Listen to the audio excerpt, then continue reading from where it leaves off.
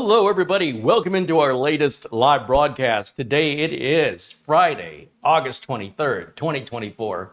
My name is CareyHolzman, and thank you guys so much for hanging out with us because today I've got something very special I've been looking forward to testing. So I don't know about you, but I was really looking forward to today's show because we have the new Minisforum MS-A1.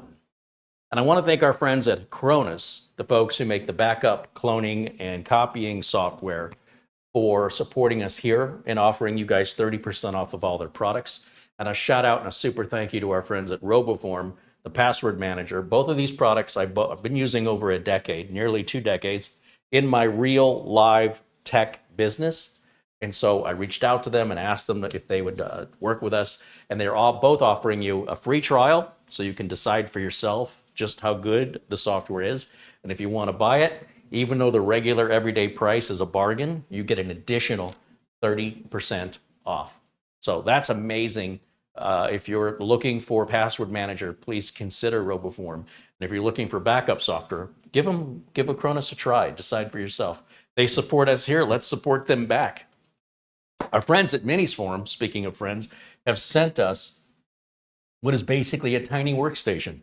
Now, if you remember, we did the MS-A1, I think it was called, which is an Intel-based little rocket ship of a computer. This is the same thing, kinda. A few little twists. One is it's AMD, and the other is it's a socketable desktop chip in that. Wait, what? And here's the thing. You can buy this bare bones for next to nothing. I'm telling you, it's a hell of a deal. Look, I'm so excited about this. I can't contain it. Let me just show you. Let me just let the website explain it to you, because you're probably going to have to look twice. Check this out. Let's go to the window capture. There it is. Okay. Look at this. In this box, what's in front of me? The Minisforum MS-A1. Is this $1,200, $1,500? It's $259 bare bones, meaning you've got to put your own CPU in it. You want it with the CPU? That's a Ryzen 7 8700G. Price goes to $729. Price that processor. See what it'll cost you to do it yourself. And remember, you're going to need some kind of special, well, you won't use a cooling fan that came with the processor. It'd be too big. And that $729 will also include 32 gigs of RAM and 1 terabyte of storage and your Windows operating system. Think about that. Without the CPU, you get no RAM, no storage, no operating system license, no CPU. $259. $259. All right? You add the CPU, the RAM, the storage, the operating system, you're only at $729. Now, why am I so excited about it? Because this thing is a powerhouse. This thing could be your home server. This thing is incredible. Look at the USB ports. Look at 10 gig ports on the back. Oculink expansion. 4 NVMe slots. That's what it says there. We'll verify that. USB 4 is on here. Dual 2.5 gig RJ45s. Does this one not have the SFP? Am I confusing it? I haven't taken this out of the box yet. Supports triple screens at 8K using HDMI 2.1, DisplayPort 2.0, and USB 4, all as video outputs if you choose to. 65-watt TDP. I just can't believe this thing is as cheap as it is. So, you're getting an idea how excited I am, right? I think it's pretty darn incredible. DDR5, yes. All right, so I've confused this. I thought this had 10 gig on it, but they do make one. Maybe it's the MS-A1 that has the 10 gig SFP ports on it. So this is a little different from the MS-A1, all right? That's why I say it's got a little twist, and I should not be confusing them. That would be me doing my job poorly. What's new? But anyway, it's still, who needs the 10 gig ports anyway? I thought this had it. All right, in any event, let me go back up to the top. This is brand new, just released. I believe it's out now. And we've got one here. brand new in a box. I have not taken this out of the box. I've not done any prep. We're going to see how it unboxes, how the operating system sets up, what version of OS we have, how it's configured. I don't know. I can tell you, I can share with you what it says on the back of the box. Here's our specs right there.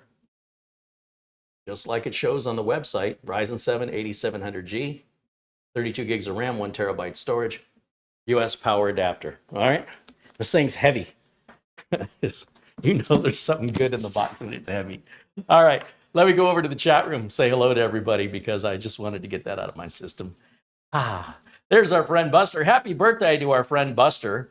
It's still about a week away from his birthday, but we're going to celebrate it every day right up until and after his birthday on August 29th. Our friend Buster watches us in Scotland. Thank you, Peter Laycock. We call him Buster. And thank you, Oystein, with a very generous Amazon gift card, joining us from Norway. Ron Barnish says hello. There's John Williams and Aaron Werner. Scott saying hello. And Marlena, of course, monitoring our chat, doing all the background work, thumbnails, video notes, all of that administrative stuff that goes on with YouTube and running a YouTube channel. It could be a full-time job. So she's taking care of that for us. And let's see, Mark Gaines joining us in Northern Ireland. Luke Greenia joining us from Vermont. There's 3D everything. There's our friend Buster with a 10-pound super chat. Says, good evening, Carey and Marlena and everyone in the chat. The temperature in Edinburgh, Scotland is currently 54 degrees Fahrenheit or 12 degrees Celsius, and it's raining. All the best from Bonnie, Scotland. Right on. Thank you for the weather update, Buster. William Bird says hello. There's Eric Turner asking how the weather is. Here in Manchester, he says, it's so windy that some slates have moved on the roof. Oh, yeah, I'd say that's windy if they're stone. Dustin Fuller saying hello. Chris Johnson saying hello. Thomas MacT joining us. Doman 2000. There's also Trevor Schweitzer joining us from Australia. Trevor Dunn says hello. Craig Casabona with a $20 super chat. Thank you, Craig. Thank you for supporting the channel. Thanks to all the members in green. Scott says that was a very cool trailer. Thanks, Scott. My sister made that. Gerardo Quintana Roo says happy Friday. Welcome in, Essential Working Too Hard. And Dwayne Blackwilder and Charles Purdy all say hello. Welcome in, guys. There's Andy Kane and Gregory Howard. Martin Postema and John Paul Bacon say hello. There's Marv Young and Paul Connolly. Paul Connolly joins us also from down under. Anthony Pete says hello. We had a great chat room today. Wow, everybody's turned out. Chris Mole says hello. Andy Winbridge. Greg says hello. Ken Schmidt saying hello. Claudio says hello. Bill142 says hello. Right on. All right, guys. Thank you for all the hellos and thank you for your kindness. Now, I want to get into this. I am so super excited. I am wired up. I've been looking forward to today all week. You couldn't tell. Chomping at the bit. Time has come. This is like Christmas. Minisforum sent this to us for free in exchange for a review. That's a deal I'll take any day of the week because I already know if this is just a twist of the previous one we reviewed, the MS-A1, that means this is just going to be a little bit better in theory. AMD or Intel, I don't care. The fact it's a desktop socketed chip that you could swap out blows my mind. When have we ever seen that before? On the HP minis, those 1 liters, those have a little socketable Intel chip. I've not seen one. Well, I guess they have them socketable with AMD now. They do. On the HP Elite Desk minis. Yeah. So they're not this powerful, though. This is like a whole nother, this is top tier. Let's take a look. See what we get. You can tell I haven't opened it. Still got wrapped.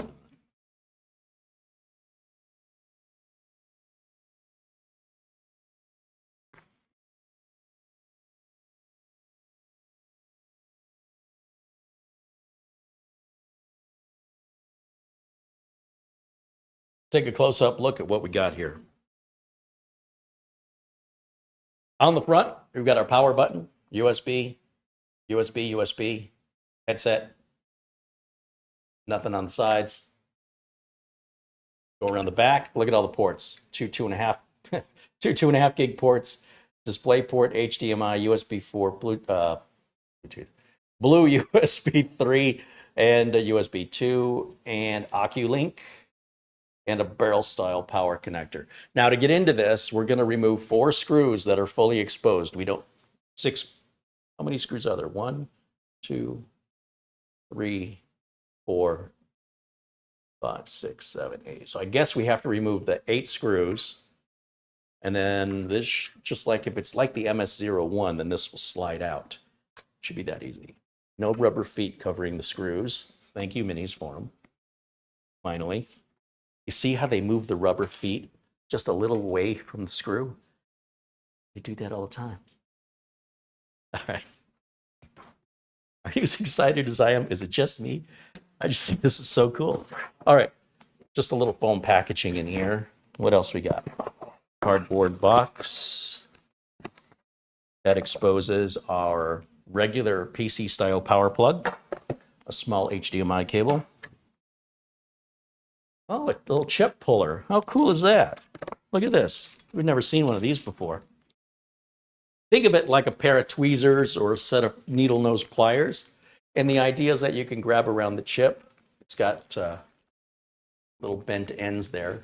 You use that to grab the chip, squeeze, and pull up. There's a little indent to make squeezing it easier. Just like a pair of tweezers for computer chips.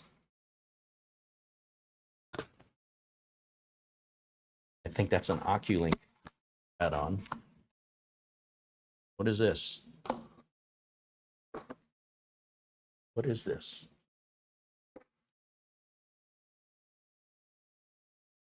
Big.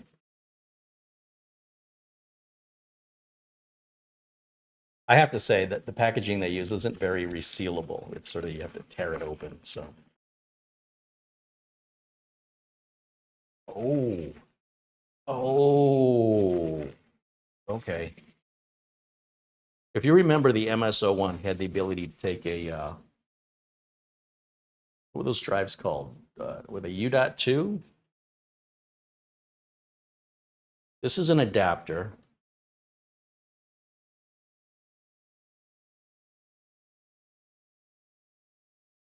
And the idea is that they make these drives typically for servers, and they're called U.2 drives. They kind of look like a SATA interface. SATA won't plug into this. You got a cover on it? Must have a cover.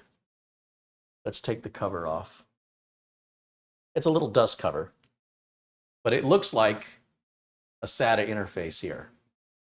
But a SATA won't fit in there. This is U.2. And then what they've done is they've made an adapter to plug into one of the M.2 slots, and then you can screw down your 2.5-inch drive into these holes, and you can put that in.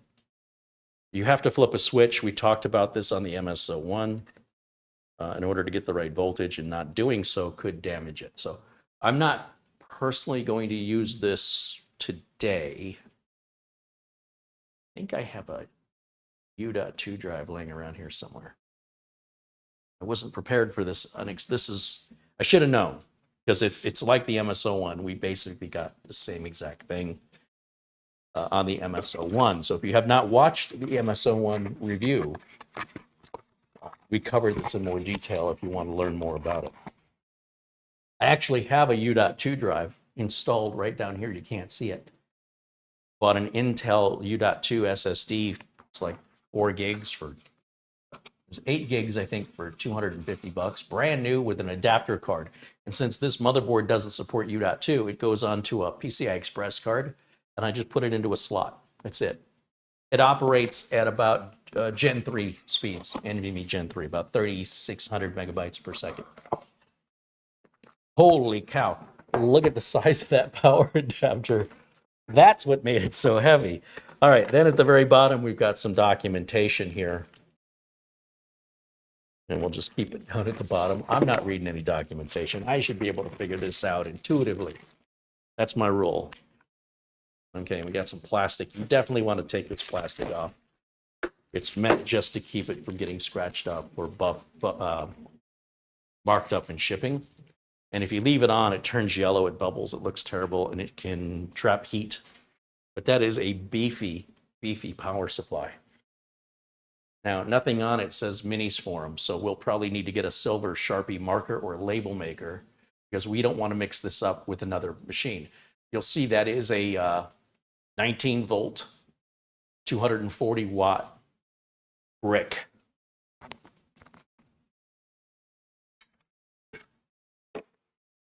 Let's set it up. Let's try this. Figure out how I'm going to set it up. Let's see, I got a cable down here. We've got, if you haven't joined us in a while, we've got this studio being torn apart and another studio being built at the same time. So everything here is slowly dwindling away and degrading. Not degrading, but stuff is getting moved out. And with the stuff moved out, I'm hearing more echo. It's going to get worse. I'm still trying to broadcast from the studio here while I'm trying to set up the studio over there at the same time. Might have to take a few days off. It's a little crazy because I also service my clients when they call for support. Luckily, they've been pretty quiet lately, but I still have to do regular maintenance, right? So I have been a busy, busy boy. But the good news is it should be keeping me in shape, right? Moving all this stuff is exercise. I didn't want the exercise, but I probably need it. So all for the better. Now, I need a keyboard and a mouse, and I need to move these boxes out of the way. So let's just grab these boxes, and you know what? We'll put this stuff back in here just so I don't lose it. These little tweezers, whatever they're called. Chip puller. What'd you call me? Let's just set this over here. Okay. I got some space. We've got power. We've got a video input. I don't want to plug it into the network yet until we set up Windows, but I do need my keyboard and my mouse, which I have over here. We're going to power this up for the very first time. We are live unscripted. Let's just see how it all goes together. You decide you want to order one of these. This is the experience you can expect to have and how long you should expect it to take because we are filming live. Now, when I hit the power button here, blue light goes on. Let me switch over to the capture card. Let me try. Come on. Is it this one? Bear with me for just a moment as I figure out which cable I just grabbed. It must be this one. There it is. Okay, so I grabbed the wrong cable. That's fine. We're live. We make it work. Now, this is our very, very first time ever turning this on out of the box, brand new. This is how, if you order one, you should expect this experience to go.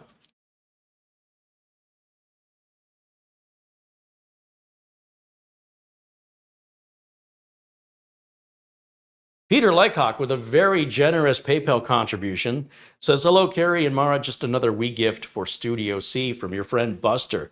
Buster's been incredibly generous. We appreciate him so much. If you see Peter Laycock in the chat room, please shout out a happy birthday to him. Peter Laycock, happy birthday in the chat room, and do that every day until the 30th of August. That's what I'm saying. Let's give him the best birthday ever. All right, let me see. I have to go full screen the way you guys see it. There it is. All right, so here's our standard Windows setup. This is how it arrives. If you order it with the CPU, RAM, and storage, you get the operating system. Now, if you want to order it bare bones, you can provide all this stuff yourself, including the OS. I'm going to go English on that and United States on that. US keyboard and skip a secondary language. I'm not going to connect to Wi-Fi. Look, it says I don't have internet. Look at that. Look at that. Awesome. And then we accept the license agreement. Username. We're going to call this MS-A1. Right? Yeah. Sounds good to me. No password. And you know me, I go through everything except location settings on this. Off, off, off, off. Accept. This thing's moving. We're flying.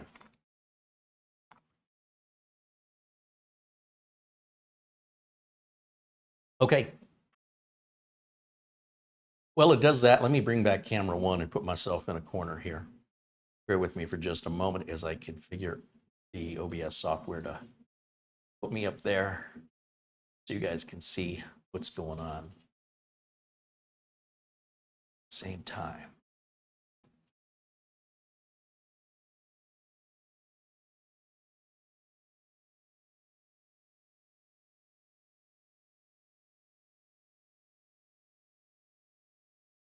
Ian Gooch says hello from London on a cool 63-degree Fahrenheit day. Ooh, wish I was there. Be getting some fish and chips. Yeah, I would. Great YouTube channel rating a lot of food there in England and in the UK is called Rate My Takeaway. Guy is fantastic. Highly recommended YouTube channel if you want to watch some restaurant food reviews there in England and in the UK in general.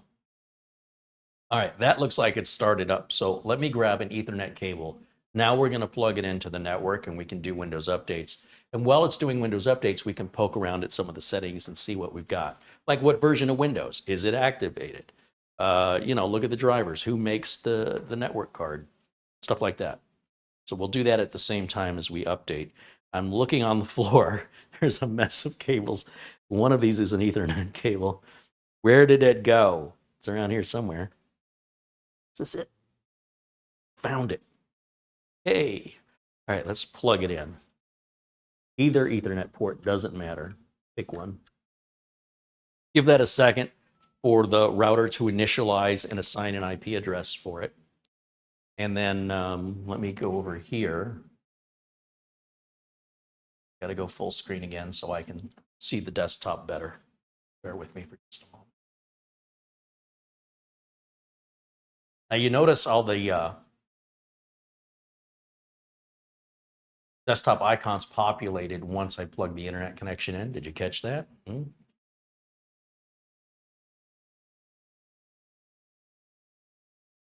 Finally, I can see it. I just got to hit the right button.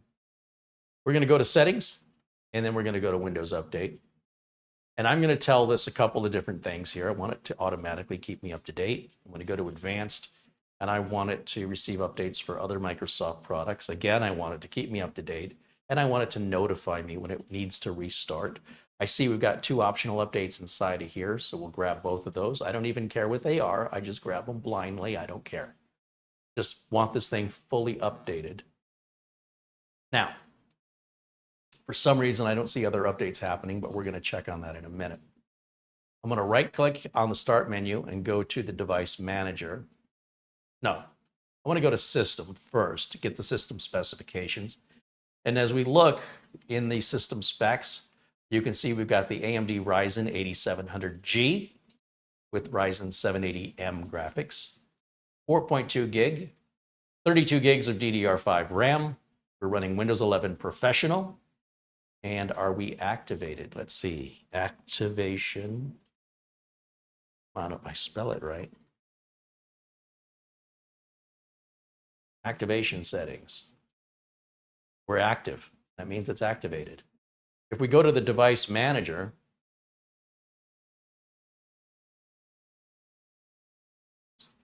check for updates. There we go. I'm going to go back to the Device Manager, right-click on the Start menu. I want to make sure that everything is loaded as far as drivers for hardware.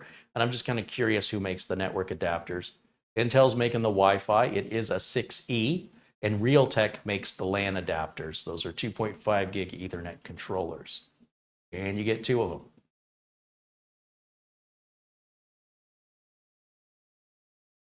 What version of Windows was this? Let's go back to System. It was Pro, but was it 22H2, 23H2? It is 23H2, which means they modified the installer to say you don't have a network connection. In other words, if it was not modified, it would force us to run a DOS command called bypass NRO. I appreciate that Minisforum has made that modification so that we can install. And there's not that many drivers, really, or missing updates, I mean to say. So while that's happening, David Graham with the $2 super chat says, what other CPU can go in it? Is there a better one? Well, isn't it kind of interesting that no matter how good something is made, there are those of you who want to make it better. If somebody makes the most delicious thing you've ever eaten, your thought is, can I put some bacon or sugar or salt on it? Look, yes, you can change the CPU in this. It is a socketable CPU. So if we look at the support page, Ian Gooch, by the way, with a 10-pound contribution there in England, says he had the fish and chips yesterday. Ah, man, I'm so jealous. All right. I mean, I can get fish and chips in Phoenix, but, you know, I'm sure it's nowhere near as good. Anyway, so when we talk about the CPU options on this, let me go back over to the Minisforum website here and see if they mention anything about that. Let's grab the screen capture. You can join me as we scroll through the website here. Let me get rid of camera one so you can see everything. Okay, this is support for AMD AM5 platforms. So in theory, any AM5 CPU will work. Any. Now, will you have heat-related problems with other AMD CPUs that run at a higher TDP? Potentially. Now, right now, it's saying 8700G is the max, but this marketing material was probably created before the 9000 series has been released. The USB 4 interface supports up to 40 gigabits per second. That is fast.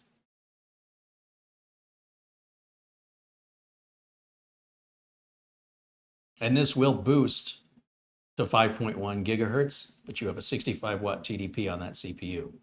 And that means the heat's going to be controlled. With NVMe slots, it's going to transfer at Gen 4 speeds because it's an 8000 series AMD. They don't support Gen 5. So up to 7,000 megabytes per second. Expansion slots allow for a total capacity of 14 terabytes. Or is that 16 terabytes? But that's based on the limitations of the technology of the NVMe drives themselves. It's entirely possible it could support 128 terabytes. If they made NVMe drives that big, that would fit in the number of slots we have for that total.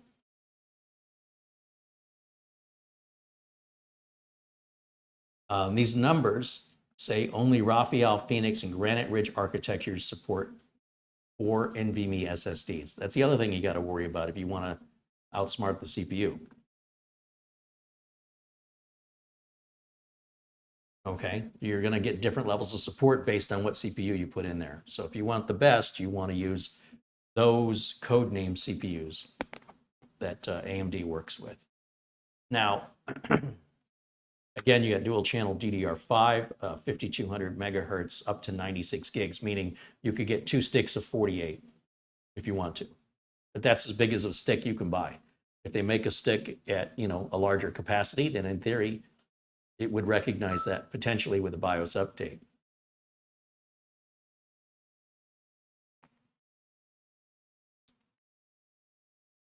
So,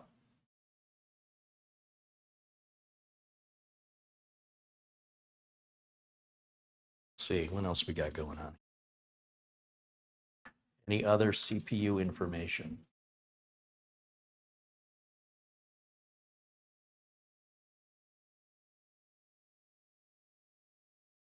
Which CPUs? That's the very first question. All AMD 7000, 8000 series, and it can support the AMD 9000 series with a BIOS update. There you go. Look at that. Like that's one of the main questions people ask right there. What's the maximum TDP? All right, this is important.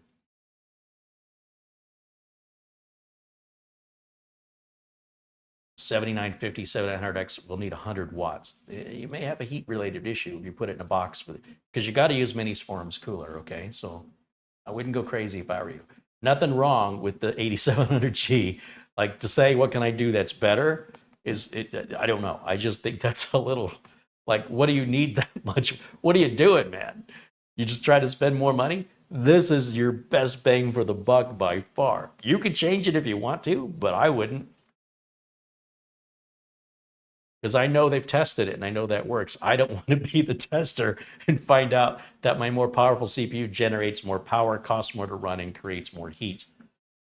That might be difficult to control. That would be my concern, but I wouldn't want to test it. This has already been thoroughly tested with that config. If that's not good enough for you, build your own desktop computer. That's what I would say. Then you can build anything you want, put whatever size cooler you're going to need, whatever power consumption you want. This is not a desktop. However, you can change a CPU, okay?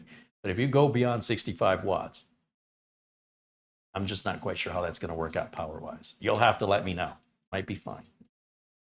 Let's see, where were we? Window capture mode is on. Let's turn window capture off. Still doing updates. Is it ready to start? Let's see. It's downloading a big cumulative update right now. And then we'll let that install. So in the meantime, let me take a look in the chat, see what other questions are. I'll do my best to answer them and explain why I'm giving you that answer. Nick Caffrey contributes €5. Oops, he says, I'm late. Hi, Carey and Mara, and here's for the Gatorade Coke subscription. Thank you, Nick. Cheers, mate, as they say. Thank you. Dan Nilsson shouting out a happy birthday to Peter Laycock, and Paul Connolly saying happy birthday to Buster from Down Under. How cool is that? Worldwide happy birthdays coming in, Buster.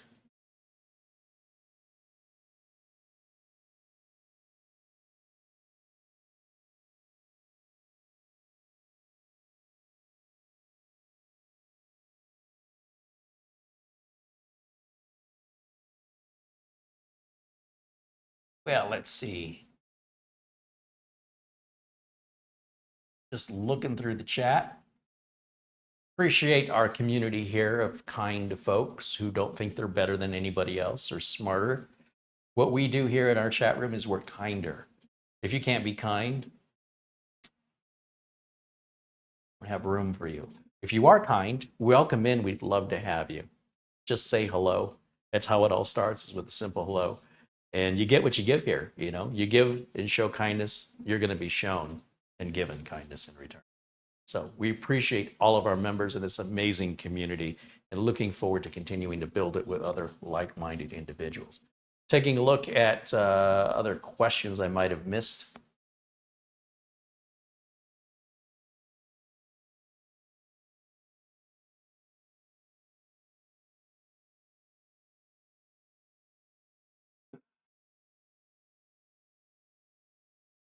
Dave Herzog says hello. V Manor says hello. Morton Bob says greetings from Michigan. Right on. Thank you.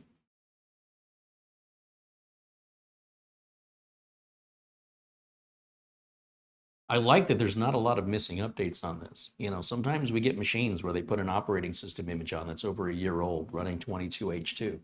I love that we have 23H2.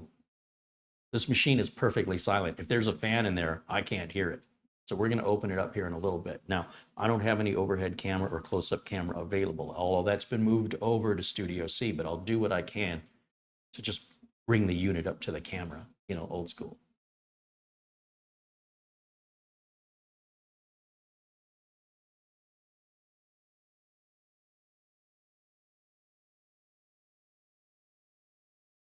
Craig says, hey, hello, it's me. It's me you're looking for. Thank you, Craig. Good to see you. Oystein saying hello.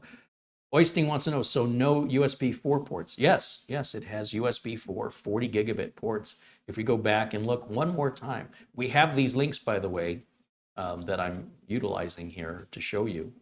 It's coming right from our chat room. Okay, so you can take a look at all of the specs if I'm going through it too quickly through my eagerness. Let's bring up the window capture again. And as I scroll through here and look at the ports, right there it says USB 4. And the USB 4 port right here on the back up to 40 gigabits per second. Okay. That on the screen for a minute. Might be going through it too quickly. That's a heck of a price. I got to tell you, that's a lot of computer for the money. All right, let's go back to see what's going on the desktop. Oh, wrong one, Carey. I'll get there. There it is. All right, how we doing? We're installing. That's fine. Guess I need to just move this over a little bit so as I can see. Okay. I mean, there might be some updates after these updates, but overall, that's not bad at all. And specs on this look amazing for the price. It's a bit larger than a typical mini PC, but also not quite as tall. Its dimensions, I would say, I'd have to look them up, but it looks like it's about 8 inches by 8 inches or something close to that, and only maybe 2 inches tall. Now, I am hearing the fan crank up a little bit, so it must be doing some work, something that's finally making it stretch its muscles, stretch out a little bit, use all of its resources. It does everything so easily, you know, for it to just sit there and idle to browse the web, check email. It's nothing to that. I could certainly video edit on this, no problem. This is potentially a little home server if you want it to be. It's that powerful. The main thing about a server isn't so much that it has to be powerful internally, but you have to have a number of ways to get the data in and out quickly.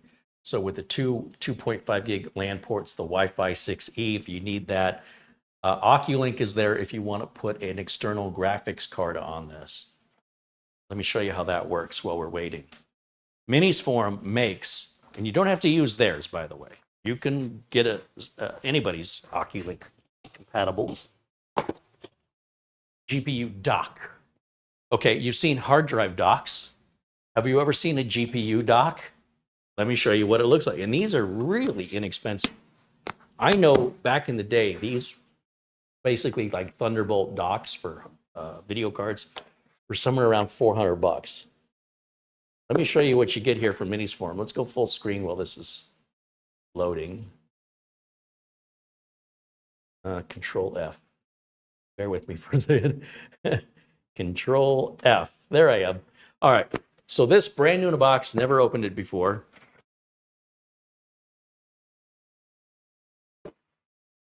Actually, I might have taken the, coming back to me, I might have taken the foam off, but I haven't taken this out.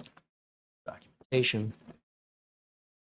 There's our Oculink cable right here. Check this out. Now think about it for a minute. Your external graphics card, say you want to put a 4090 on this, or a 2080, maybe even a 1080, whatever, 3060. Video card needs power, right? So you're going to need a desktop power supply. I'm just saying, your desk is going to get real crowded if this is what you want to do. You can do it. I think this is pretty straightforward. You plug your power supply in here. You put your graphics card in there. Whatever graphics card you want. Any graphics card you want. You got a power button. And on the other side, you have one connector. You had one job. Now, these are just holes that they can align with something that goes here. I'm not sure what. That's all there is to it. Really simple device. And now play whatever games you want to play. Gaming, to me, is an expensive luxury. You want to put a $2,000 video card into a dock, into an $800, $700 machine that can just do amazing work and just use it for gaming. That's an option if you want to do it. Minisforum sells the dock. Any Minisforum PC with an Oculink or any competitor's PC with Oculink, you can use this. It's not proprietary. Okay? Okay? Okay. Put it back. We can actually test this. I do have some GPUs we could slap in here with a power supply and try it out.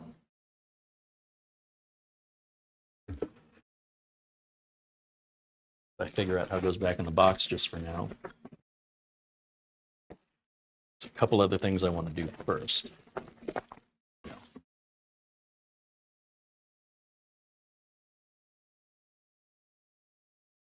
is in something like this. It never goes back in the box the same way. Let's just set it aside for now. You have options. You have options. All right, how are we doing over here? Did it reboot on its own?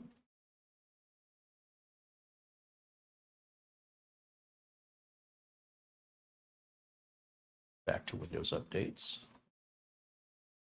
Oh, I must have hit a key by mistake and minimized it. Okay, well, it's installing and it's almost done. In the meantime, let's see, what else can we do? Go back to camera 1 and see what you guys are saying in the chat room, because I'm not seeing it. I don't have my tablet, you know, to keep an eye on things. Do you need AMD Adrenaline on this unit? Yes, anything that runs an AMD processor should have the AMD Adrenaline software, for sure.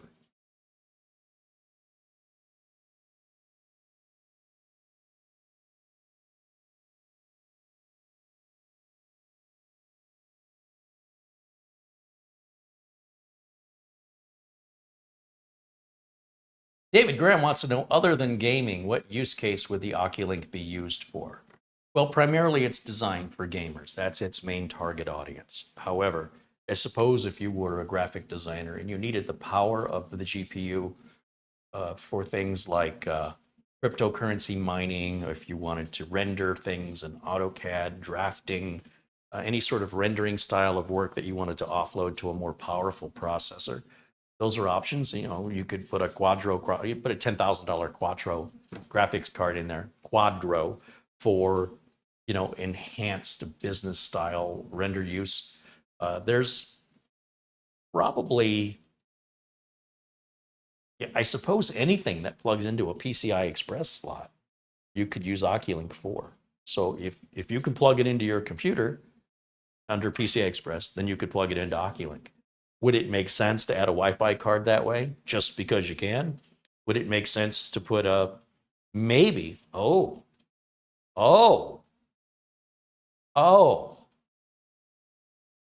maybe I could put my 4-port capture card in the Oculink port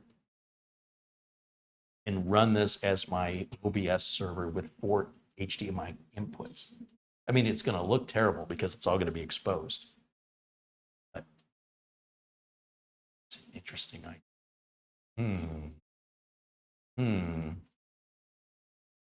Yeah, I mean, in theory, anything that you can plug into the computer, you can plug into the Oculink.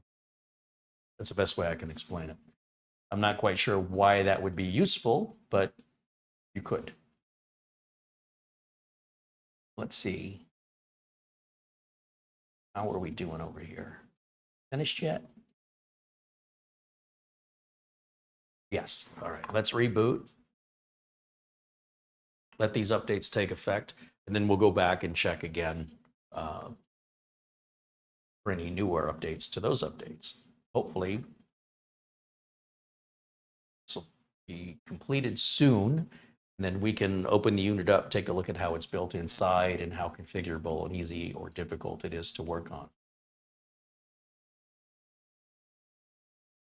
Morton Bob said that could be really nice if you were mobile streaming. Oh, yes, you're absolutely correct. However, I could also just use a small Intel NUC that has the ability to take a graphics card and have it all contained in one unit, so I'm not messing around with added cabling and exposure of different pieces. In other words, if I was going to travel with it, go back to camera 1.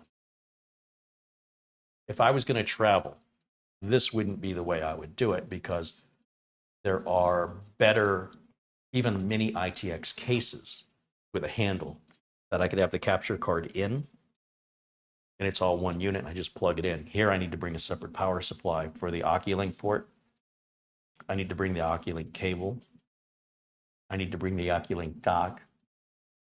The card, when it's installed, is fully exposed, so if anybody, you know, if I'm in a crowded place, somebody touches it, bumps into it, knocks it off the table. So there are better mobile solutions, in my personal opinion, that keep everything contained in one box, easier to set up, and no worry about something breaking in the shipping, because it's all contained in the case, covered by the case cover. But you could do it. Yes, you could. Should you? I wouldn't. Having all of these things exposed externally might be fine in your home, might even be fine in a business, but I would suggest you just buy a desktop. If you feel the need that you have to buy an external GPU dock, you should be using a desktop. That's my professional opinion. You're taking something that isn't designed to do that, you're plugging it in, and then you have an external dock that needs external power with an external exposed card. That's just not safe. It's not good practice for my business and my business's liabilities to encourage that. That's definitely kind of a home user thing. That's fine. There's nothing wrong with it.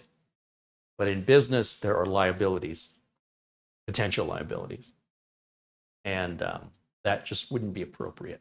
We would buy a tower machine for that, traditional. We wouldn't use something like this and then start tacking onto it like it's Sputnik. Not Sputnik. What was that Russian space station called?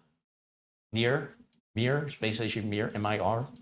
And they kept adding things to it, and one room would be upside down from the other room because it was never planned. It just kind of, hey, we could do this. Let's add another room to it. And the thing was a big, when it was all done, it was a big kludge because nothing was thought ahead. And then, of course, they just let it burn up in the atmosphere. It was just like, we're just making this up as we go. I feel like you shouldn't make it up as you go. You should plan ahead for what your needs are and buy what's appropriate for your needs. Now, if it sounds appealing to you to have exposed circuit boards and power supplies on your desk, have at it. It's available. But if you like something quiet that doesn't have a bunch of RGB and flashing lights, it's not noisy, it's reliable, it's rocket ship fast, and it's affordable, you could set it on the table and not even realize it's there. You could use this as the ultimate home media center. It's got so much power. This could work to function as a file share for your network, as well as provide you Plex or any other, types of services like, come on, Carey, you can think of it. Proxmox. Can you imagine? All right, let's just keep going. Let me check the updates one more time. Let's see, we are on input here. There, now I can see it. All right, we're gonna go back to Windows Update.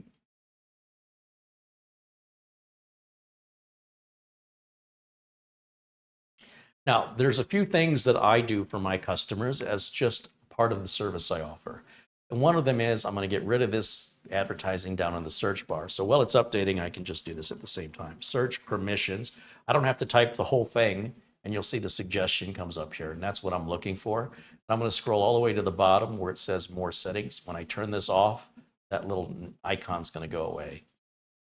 There, now my search bar is clean again. And we can go back. Windows Update. Looks like everything's up to date. We can check one more time, but I think we're current. Then when you look at the start menu right over here, there's a few things I don't want, like this Microsoft Office, I uninstall. Outlook, I uninstall. Look how fast this is. This isn't bloatware. Bloatware wouldn't come out this quick. Bloatware is big and heavy. It's bloaty. There's nothing bloated about any of this. It all just comes right out in seconds. And if you want any of it back, it's all free stuff you can put back on anytime you want. So it's really not a big deal. Look how fast I get through it. It would take me longer to install an anti-bloatware program than to just go through this one by one, right click, choose uninstall. 1, 2, it's gone. Less than 2 seconds. How hard is that? That's not bloat. All right, now there's some more unwanted programs I've got in the settings, which were under settings in Windows Update, but over here, if we go to apps, look at installed apps. We've got the AMD softwares installed, and we can check AMD Adrenaline. But I don't want apps, for example. I'll just take that out. 1, 2, 3, 4 seconds. Media player, I'm going to replace that with BLC. Let's get rid of it. Clipchamp, I don't use it, but I don't remove it. Let's see what else. Microsoft OneDrive, Teams, I don't use. Take Teams out. We can always put these back if we need them. Then there's Teams Personal. I don't want that. Oh, it took it out. To-Do can stay. Whiteboard can stay. Minecraft, no. 1, 2, 3, 3 seconds. Mobile plans, no. Not a tablet. Movies and TV, no. Again, VLC will take care of that. News, don't want it. How would you like to be depressed today? Let's make sure you get your daily dose of depression as we monetize the news. People, I don't use it. I don't know any customers that use it, and it's free to put back on. All of this can be put back on. Remote desktop, that is a potential exploit. If you're not using it, I recommend, this is on the Pro version only of Windows 10 and 11. Take it out. It will require a reboot when it's done, but we'll reboot later. Solitaire, not having it, not on a business machine. Customer wants it, they can put it back on. Weather, I have windows in my house, I can look out the windows. This is really dumb. Media extensions, clock, Xbox Live, don't need Xbox Live, take it out. Now, instead of CCleaner or programs like that, I use a program from Microsoft called PC Manager. And all I have to do to download it is go down to the search, type in PC Manager. It comes up Microsoft PC Manager right here. And if you notice to the right, it says Get App in the Microsoft Store. Either way, we'll click on it. You don't have to log in. I'm still not logged into anything. Microsoft PC Manager, let's get that. I put this on every PC. Click yes. And it's pretty small. And I love this little app. This gets rid of all your PC utilities that you might be using from third parties to optimize and maintain Windows. We talked about this over a year ago when it was in beta, and now it's fully released. It's already installed. I click open. And am I covering up the screen at all? A little bit. Let's get rid of camera 1. And okay, so here's how you use it. Start automatically when I sign into Windows. Yes, I want this to run in the background at all times. Click start. Now, it might ask you to change your search engine and do all this other stuff. I always just tell it no to everything. But I want to set Smart Boost to on. So right up here, I click Smart Boost, turn this on. That's it. It's going to run on its own. Now, if we want to run it manually, we still can. If we go to the main page, back over to Home, you'll notice there's a health check, a drive cleanup, startup cleanup, processes that are running. I like the drive cleanup, deep clean. This is essentially CCleaner. And I'll just tell it to clean everything. Check this box, in this box, in this, or you can leave it at the defaults and then proceed. And away it goes, cleaning up all those temp files. It's all part of Windows. And what I really like is the boost part. We go back home, it'll say how much memory we're using and how many temporary files. I just hit the boost button. Remember, it's set to do this automatically now, but I'm going to manually do that and watch everything gets cleared out. I don't know how you guys are running without this utility. And I like to see it down in the system tray to remind me that it's there. So I right click and go to taskbar settings, and I'm going to turn all this off. I don't want any of it. And I'll go to other system tray icons. I don't want to see OneDrive. I do want to see AMD software. I want to see the safely remove. I want to see our Windows security. I want to see our PC manager down there. I want to see our Windows update status, and I want to see the Bluetooth devices. I don't want that stuff hidden. It drives me crazy because you'll forget it's there. Look, we got a little hazard on our antivirus. We wouldn't know that. So we'll dismiss this. It's nothing to worry about. Oops. Go back. Jesus, computer's fast. We're going to turn this on. So fast. Go to settings. Sure, we'll turn on memory. What's it called? Memory integrity. It's going to require a reboot. And so did turning off the remote desktop connection, which again, we can always reinstall it or use something else for remote desktop. It's up to you. You can use the one in Pro version of Windows 10 or 11, or you can use a utility like Instant House Call, Ultra Viewer, um, AnyDesk. There's so many of them. Remote PC. What else? You don't have to use the ones that come with Microsoft. You can if you want to, but if you're not using them, remove them just for peace of mind. Put them back on when you need them. All right, let's see what our boot time looks like, having made these changes.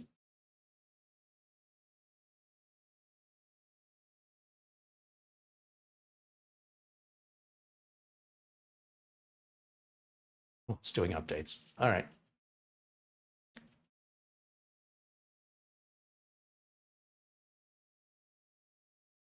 Now, I'm going to plug my flash drive in because I want to put VLC on it. I want to run Uncle Carey's Windows 10 optimizer. This is all the standard stuff I do on all PCs consistently, whether I'm building them or they're here to test.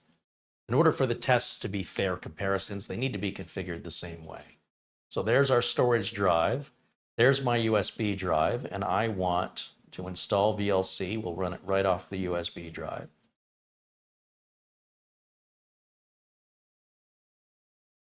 While that's installing, go back to Uncle Carey's Windows 10 optimizer, which is for sale and available. You can buy it. The link's in the video notes below. I need to copy that over to the desktop. And then I also want Crystal Disk Info, which should be in here. Yeah, Crystal Disk Info. Whoops. What am I doing? Let me go back. Let's grab CPU-Z, Crystal Disk Info, Crystal Disk Mark. All right, and if you're curious what kind of temps we're running, bring over hardware info. All right, just for fun. Just for fun. Let's see. Close this out. That finished installing. That's going to be our music and video player instead of the Microsoft stuff. Hardware info. Now, I'm just using the computer under normal circumstances, right? We're not stressing it. What sort of temps are we seeing? Let's do the sensors only.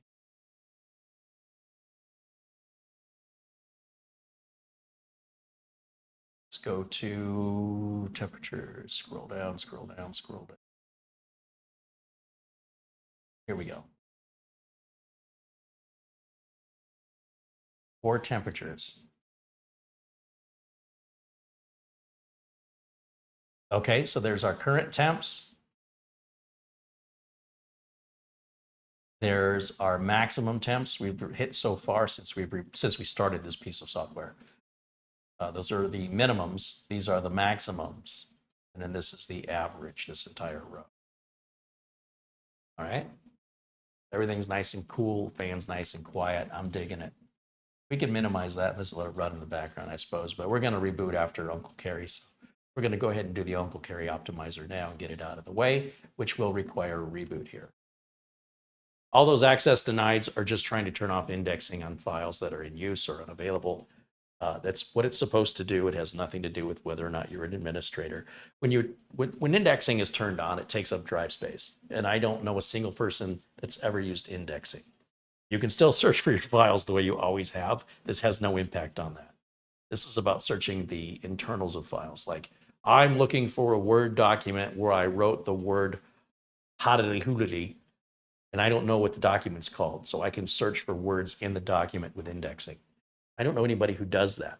So we turn that off and it frees up precious drive space. If you've had it on this whole time and you've run your computer for years, I bet your index file is pretty massive. Okay, there's our genuine boot time right there, live unscripted. Haven't seen any blue screens. We haven't seen any errors. Everything's smooth as silk, running beautifully, as we expect from Minisforum. And then, what do I want to do here? I want to run Crystal Disk Info. I want to see, probably have a Kingston drive, right? That's what everybody uses. Oops, hold on a second. A little too excited. Disk Info 64 is what I want. And give that a second. Yeah, it's a Kingston 1 terabyte. That's fine. Gen 4. Gen 4, Gen 4. And if we want to see the speed on that, those are not the fastest Gen 4 drives, okay? We'll probably get around 5,000 on it. Let's see. It says up to 7,000. In theory, you can get up to about 7,300. with the right drive. But then those drives also get hotter. So back and forth we go, right? So Kingston should kind of meet us in the middle above Gen 3, sort of mid-range Gen 4, while also not being too hot. Yeah, it's pretty close. 4762 on a sequential writes is the best you're going to see. Oh, almost 4800. It's improving a little bit as it goes through 5 different tests. It tells you right up here which test it's on. 5 tests. After that, we'll do the same on the right side and see what the write speed is. Should be pretty close. 4000, I'd say. Here we go. Sequential write is happening. It has to give it a minute to clear out any caches or buffers, so the numbers are going to be accurate.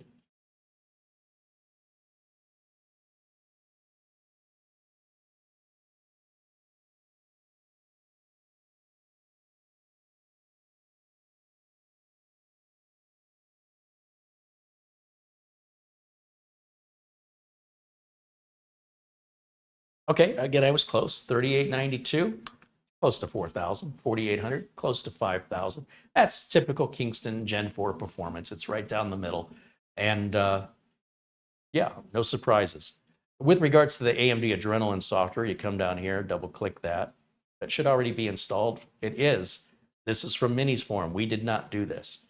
So we don't know what version we have. 24.2.1 says it's up to date, but let's check it anyway.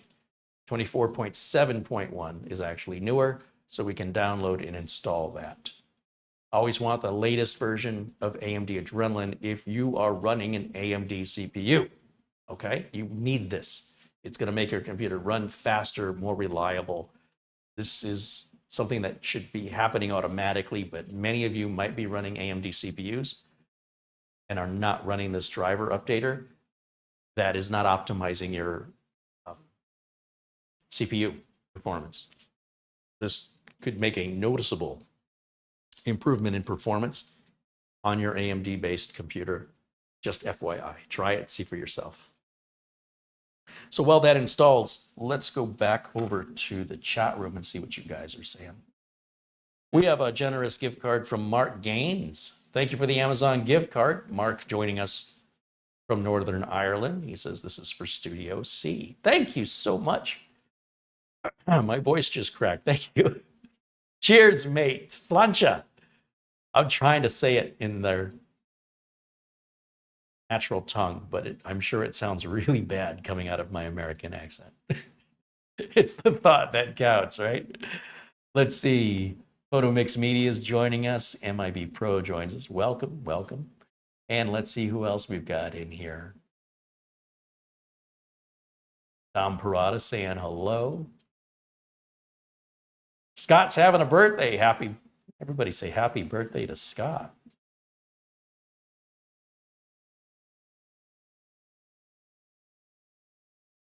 Randy Rablowski says hello. There's David Martinez joining us. Welcome in. Tom Parada with $9.99 super chat contribution. Joining late again, he says, hello, Carey, Mara, and chat. Welcome in, Dom. Thank you for supporting the channel.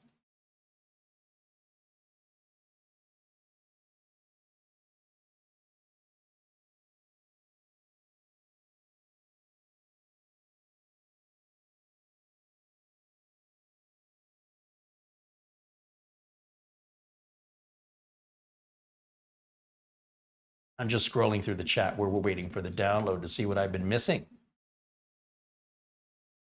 We're a sort of a bare minimum broadcast area here, so I'm doing the best I can. In some ways, it's better, you know what I mean? Because I don't have as much stuff to go through, but in other ways, without that stuff, I have to do everything manually. So it's kind of like going backwards a little bit with regards to our production, how we produce videos. But keeps me grounded, you know. This is how we used to do it. Richard Palmentier joins us and says hello. Welcome in, Richard.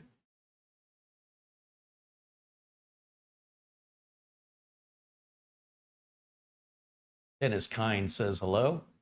There's Paul Howe saying hello. $7.77 just came in from Alan Lindas joining us here in Arizona. He says, I'm late again. Here's my question mark fee. Thank you, Alan. We're in our monsoon season. We've had 9 big storms here since June. And I'm feeling like one more in this tree over here is going to come down, but we'll see how long it lasts. Hopefully I could be at Studio C before it falls.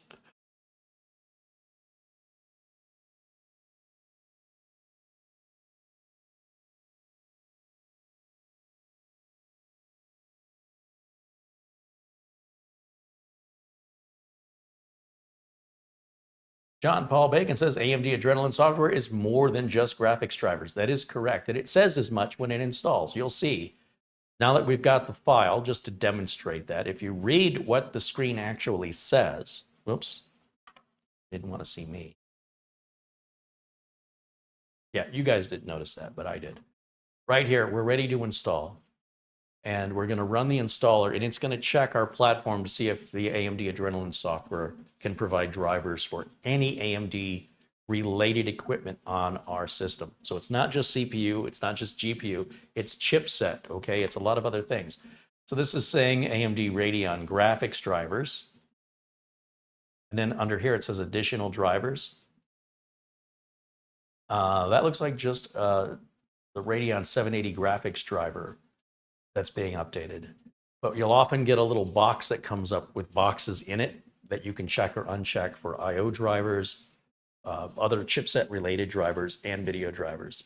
So if you don't need it, when you download Adrenaline and try to install it, it'll simply not install. It'll tell you there's nothing on your system that is compatible. So you can't hurt your computer by trying. If you have an AMD system and you're not sure if you have this, go grab it and install it. If you don't need it, it won't install. There's no potential harm here.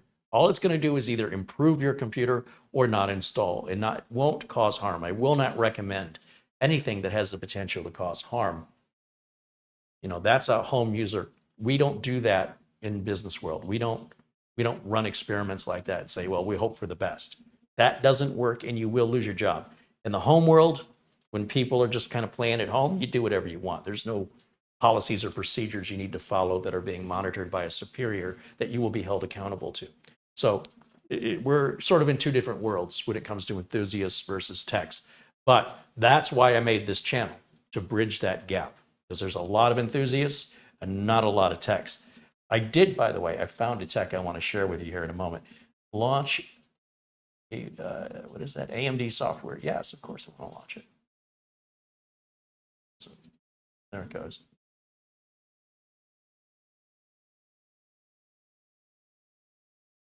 Did it launch? Is it just sitting down here? Is it doing something? I guess I can eject my flash drive. I mean, it's dead quiet. I'm not hearing it ramp up or anything.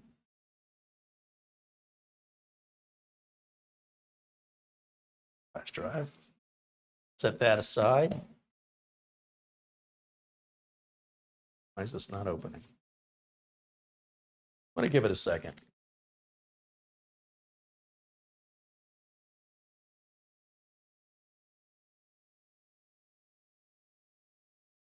Oops. Wrong mouse, Carey.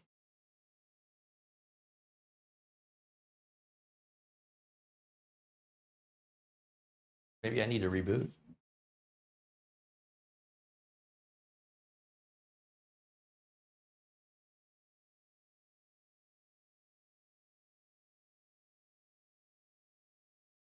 Peter VZ with a €1 super chat. Thank you, Peter.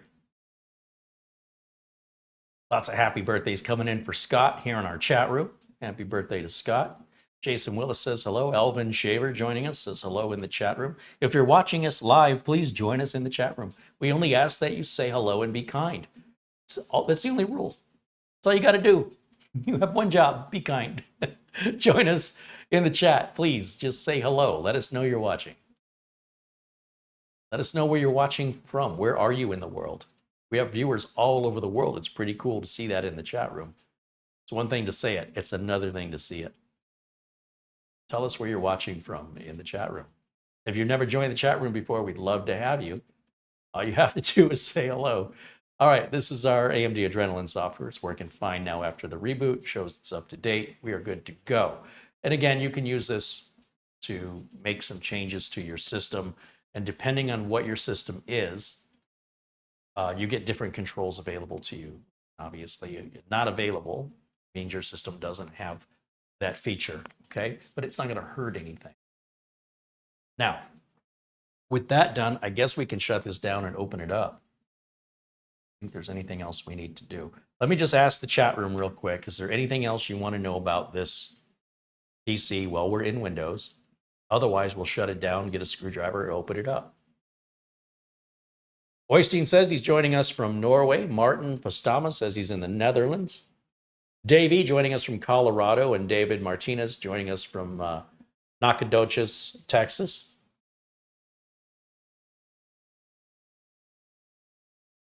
Paul Howe from Hampshire in the UK. Mark Gaines is in County Down in Northern Ireland. Peter VZ from the Netherlands. Mark Ely from Indiana. David Herzog is in Ohio. Curtis joins us from Wisconsin. Ah, cheese curds. Mr. Rick joins us all the way from Sweden. Mark says hello from Liverpool, that the Beatles made famous.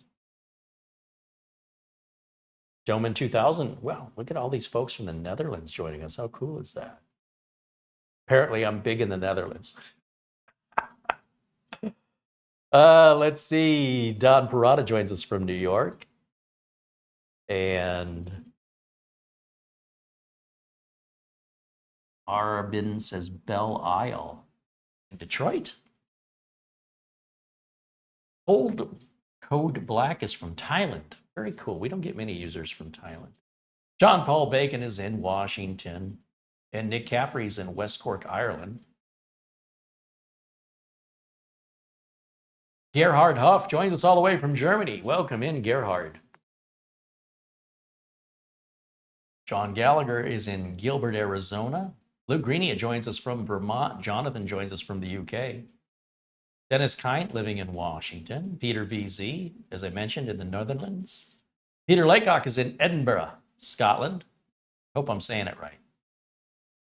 And David Graham, it looks like he's in Illinois. Mark Gaines, oh, we already said Mark Gaines, Northern Ireland. Alan Lindas there in Casa Grande. Some say Casa Grande, Arizona. Jose Lopez, all the way from Louisville, Kentucky. Right on. Worldwide. When I say live, unscripted, and worldwide, how brave do I got to be to go live? People are watching. Ski Man joins us from Maryland. All right, let's, I don't see questions for the build, so let's shut it down. And let's take it apart. And I need to turn camera 1 back on. And then as soon as that, there we go. Now I can go full screen on camera 1. Look at me go. All right. And we take things apart. All right, let's get this stuff out of my way. This is off, right? Yeah, no more light. No power. No USB keyboard. Tell you what, let's keep this cable close by so I have to pick it up off the floor. The weight of this power brick will keep it down. And then I got to find a screwdriver. Take out 8 screws, it looks like. So just as a reminder, because we're watching live, I need to remove the 4 screws here and the 4 screws over here. I was just checking the sticker if there was a screw under there for something, but it looks like it's just a quality control sticker.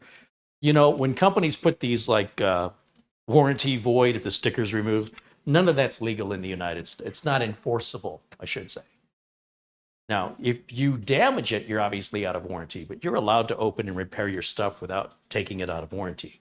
In the United States, the Federal Trade Commission has made this very clear. Now, I am looking for a screwdriver that is, I hope I didn't bring my screwdrivers over to Studio C, or I'm going to be screwless. All right, let's take a look. Come on, Carey. Oh. Found it. Thank goodness I have not moved the JIS driver yet. Okay, for this I need to put my glasses on so as I can see. I had perfect vision right up until about the age of about 46. And since then, I have been resisting wearing these. I don't know which looks worse, me trying to look at something because I'm refusing to put my glasses on, or me having my glasses on. This is better. I don't like it. Now, if I had worn them all my life, I'd be used to it, but I'm still very stubborn. All right, but I can see better now. So let's get these screws out of here. They're very shallow, very tiny. Let me show you. Bring it up to the camera. Again, we don't have the close-up camera, so I'm going to be the close-up camera. Look how tiny. Okay, and we're going to remove 8 of those.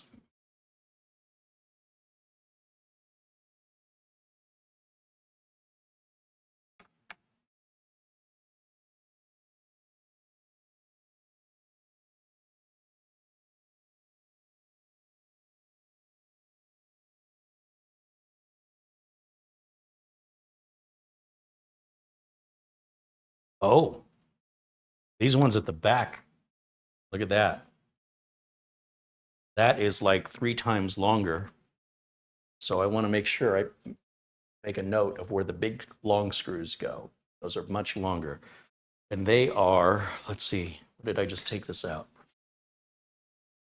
I think I took it out from the front panel. So I'll set that over here away from the others. Let's see, they should have another one of that size over here. No, I must have taken it out from the back. Hold on. You guys can rewind the video. I'm live, so must be in the back. The back?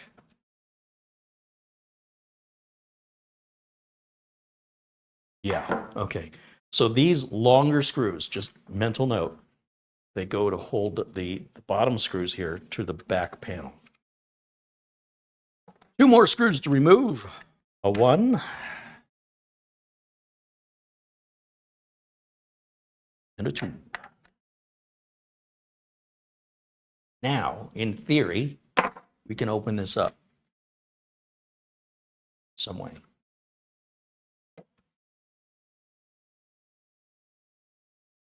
Somehow. It either slides forward or it's got to slide. It's got to go this way, right? It's got to go from the front somehow. Here are the directions. And Minisforum's own YouTube channel will show us how to do this, but I like to figure it out on my own. Feel like you got to pull on this. Push this in. No. Slide this forward. That's how the other one worked. You just slid the lid forward. Something's holding us in.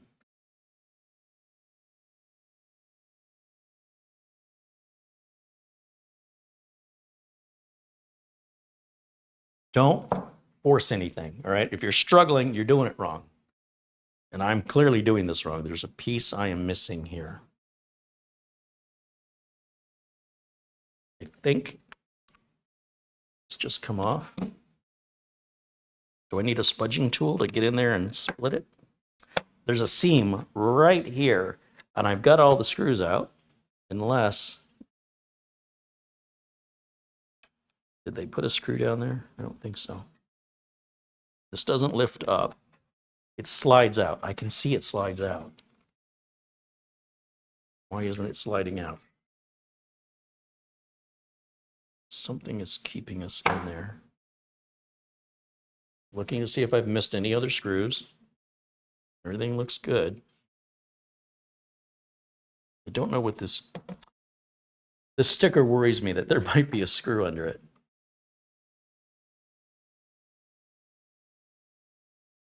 But I'm pushing down on that sticker to see if there's an indent, and there isn't. So I'm sure there's nothing under there. Something's locking us in, and I think it's this front panel. I think this is somehow clipped in. So I need some kind of a spudger, something to get in there. And spudgers, did I leave them? Oh, I left them. Oh, thank goodness. Okay, so I got my, I'm telling you, working between two studios, tearing one down and picking one up. Thankfully, I have not gotten that far, but I will next week. All these tools will be moved before the end of the month. So somehow I should be able to get in here, see what's going on.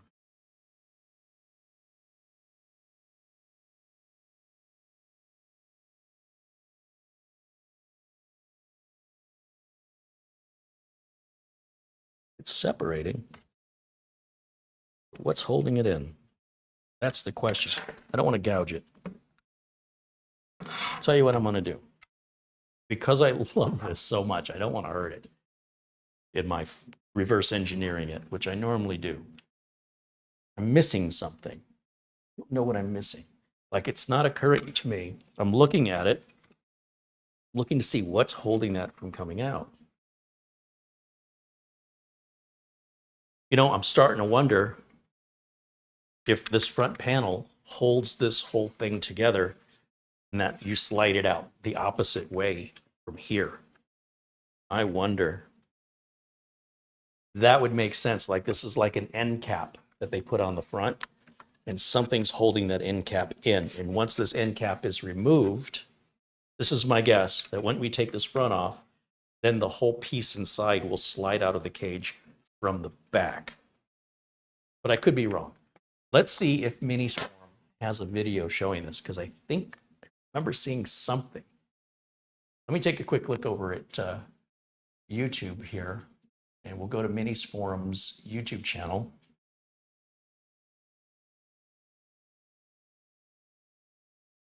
And I'll just type in MS-A1 in YouTube search. And oh, there's a couple of creators that have already done reviews on this, including one with the external GPU. Looks like they've given it a sample here. Minisforum MS-A1. And I would share the screen, but I don't want to deal with a copyright. Just bear with me here. Not that Minisforum.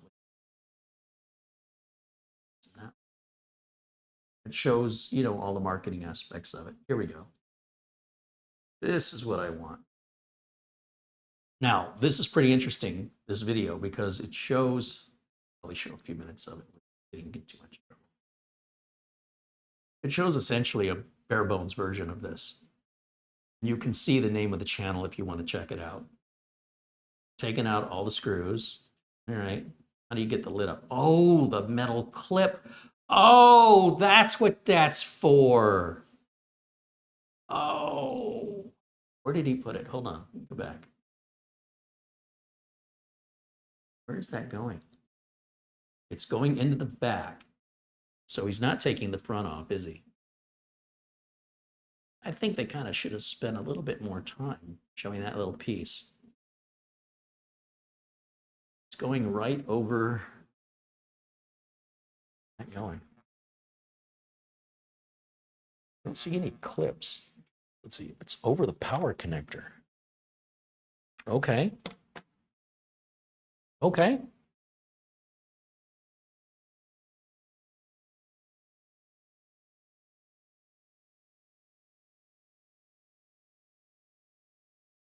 Okay.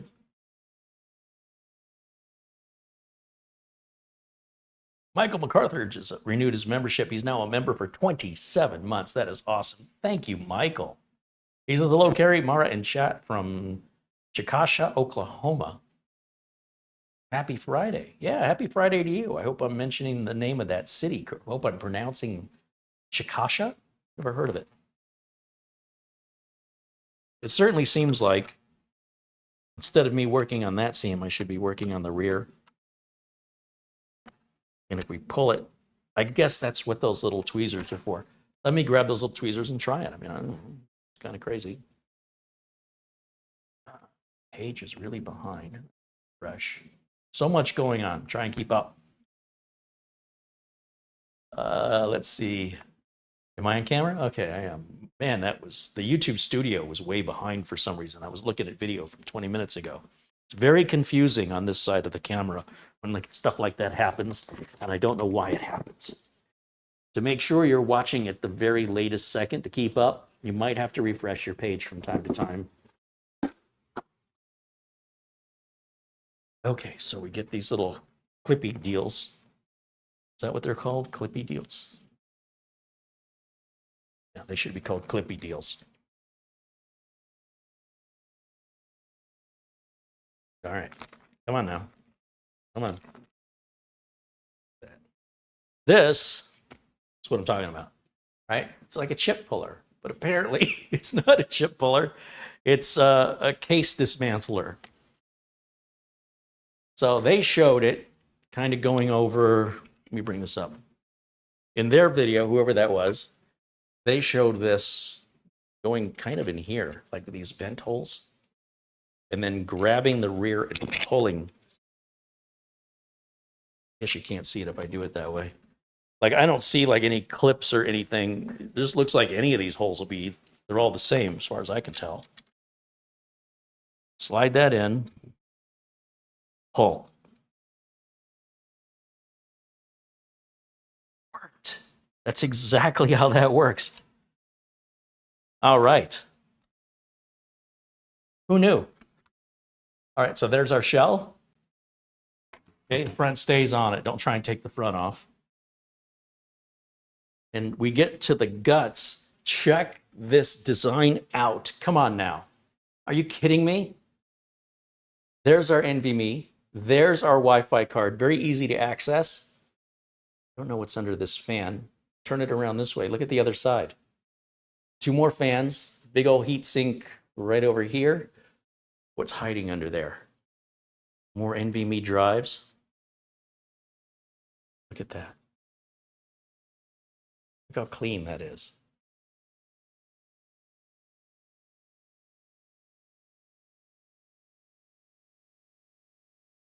That's our Wi-Fi antennas. That's brilliant. I love that. How many times have you seen me open a mini PC very carefully, warning you not to break those little Wi-Fi antennas? They're thin, they're fragile, they're barely attached, and they attach them to the lids because the lids are usually plastic, and the Wi-Fi works better going through plastic than through the metal of a very nice mini PC case. They might advertise, look how beautiful the metal case is. Yeah, but the metal case is impeding the Wi-Fi range severely. So they try and move the Wi-Fi antennas to maybe a plastic top or bottom. And then when you remove the top or bottom to do an upgrade, boom, you pull the Wi-Fi antenna right off. You might break it. So that's not going to happen in this design. That's a much, much better design. And I'm just kind of looking. We can do all kinds of fun things with this.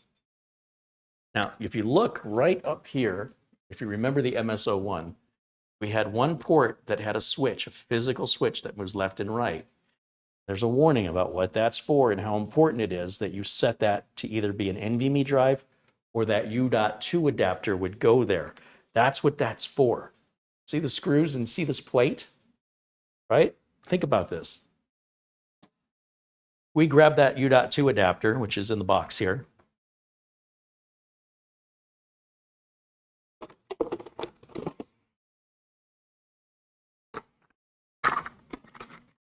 Here's the idea.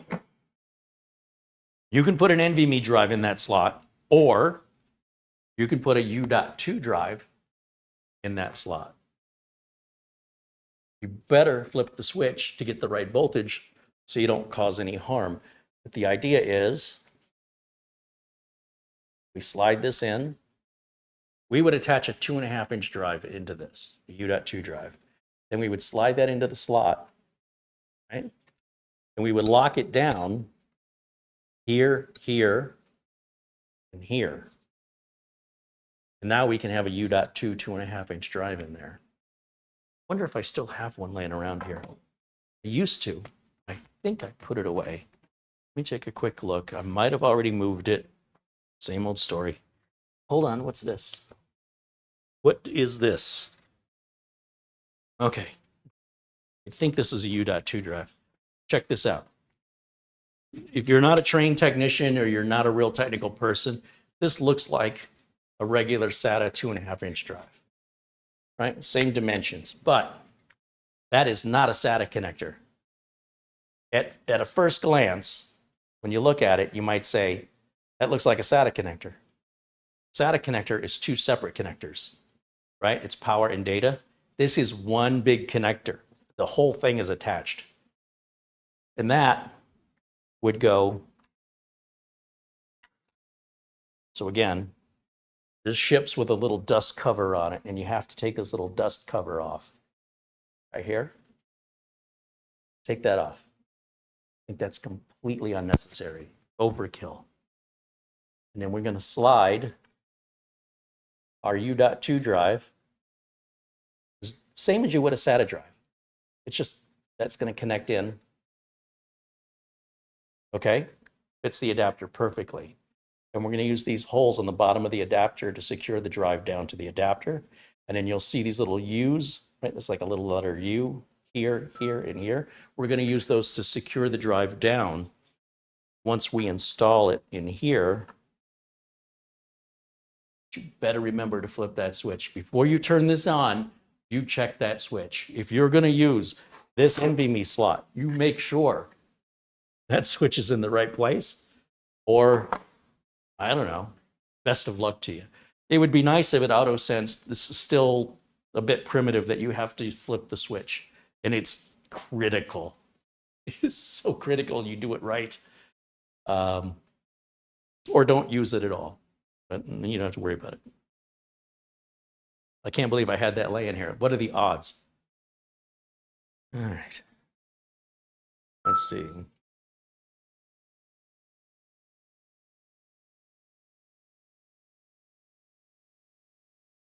Okay, so the U.2 support, I think, is still a work in progress. I think there's going to be a BIOS update or something. Right now, in the shape of the MS-A1, we don't want to use the U.2 support on this. It's intended to be there, but for some reason, I think there's something missing in the BIOS that will likely come with a BIOS update. So Mara has reminded me that this is not, the U.2 support's not there yet, even though they include the adapter. So I think it would be irresponsible if I didn't explain what this is for. And it obviously has a future purpose. We're just a little early yet in its development. I guess that's why, that's what I'm being told. So they do include the U.2 adapter, but I don't think the BIOS is updated yet. That's what I think is happening. So I wasn't going to demonstrate this, and it's a good thing I didn't, because it may not work. So again, that is an NVMe slot as well. You can use that to expand your NVMe on top of replacing the one that's there. And then I believe there are two more NVMe's. I think maybe they're under here. If we look at that other person's video again, the Minisforum A1 installation, it looks like they bought a bare bones version of it. And I would encourage you to check out their video if you want to watch it, but I don't want to get a copyright strike. But at the same time, I want to honor what they did because it looks like a very well done video. We could jump over here to see what he's doing. So he's sliding out, slides out the case. There's your AMD socket, right? Puts his chip in. He's taking the fans off. What's hidden underneath? Oh, he's putting the fans off. Hold on. What was underneath those? Just the CPU. Okay. He puts that back on. Now he's taking something. Oh, yeah. There is an SSD and RAM underneath that big heatsink. There's a NVMe slot here, and there's another one right up there. So that's two more on the other side, plus your RAM, and then it's got the little heat shields he's putting on there. That's all I needed to know. So it is under the heatsink. You do have a total of 4 NVMe drives. Capacity of 4. Very cool. Very, very cool. Now, because this has come to us already pre-configured, there's really nothing I need to do to it. Sure, we can put a larger, faster NVMe drive in there, but why? Why add the heat? Now, granted, I mean, that's a pretty big heatsink back here. So I'm sure we could handle, a Beijing 2 terabyte drive, a Western Digital SN850X, something like that, something Gen 4. But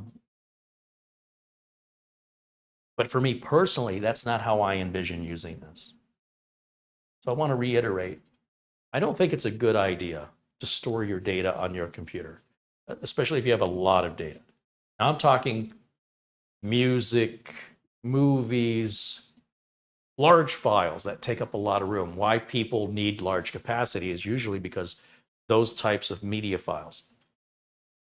Do you have a lot of usage of storage on your computer? Tell me what takes up the most amount of room on your storage.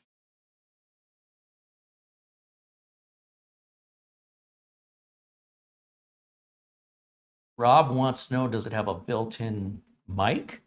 No, there's no webcam or microphone on this. No. Nope. But you could certainly add one through USB.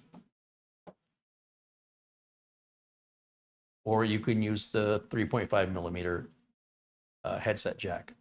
Audio jack is what I should call it. David says he's got comic books, games, movies, and music. So here's the thing with games. The games themselves can be massive. It's not a good idea to keep a game installed that you haven't played in a month. Uninstall it. The reason why is the more free space your NVMe drive has, the more reliable it's going to be, faster it's going to be. When you get down to like 10% free or 20% of free space on your NVMe drive, you're right at the edge. And anything you go over past that 20% mark really starts to affect performance. So if there's a game you're really into right now, great, install it, love it, wonderful. And after you've had enough and you moved on to something else, and you haven't played the other game in a month, uninstall it, get that free space back. Now I understand the argument is, hey, it takes a while to download that stuff. I get it. But that's what external storage is for.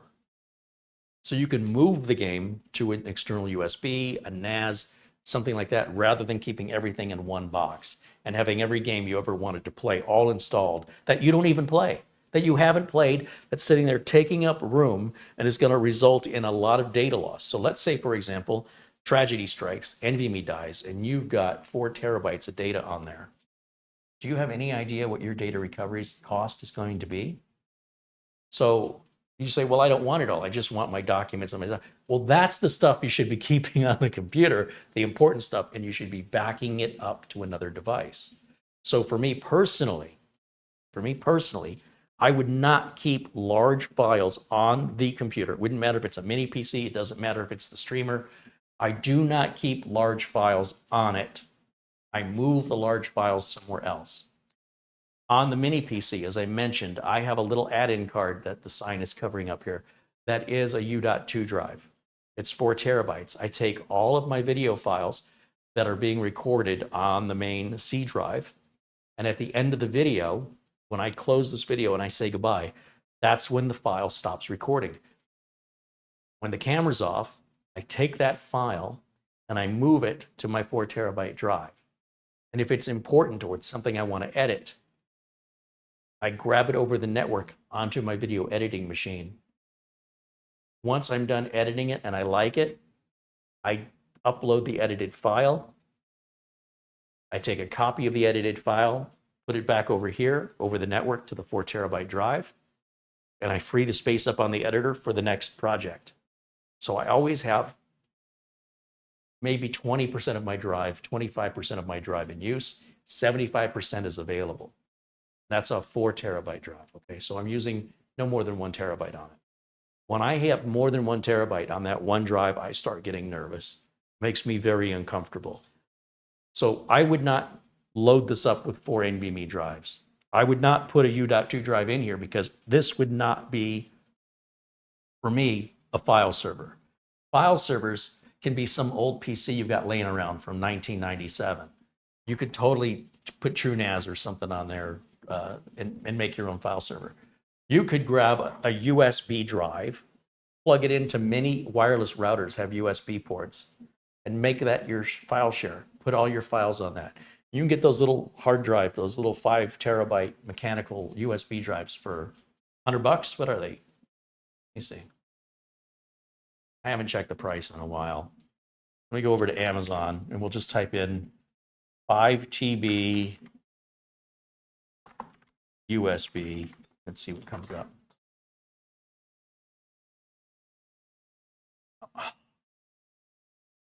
Unbelievable.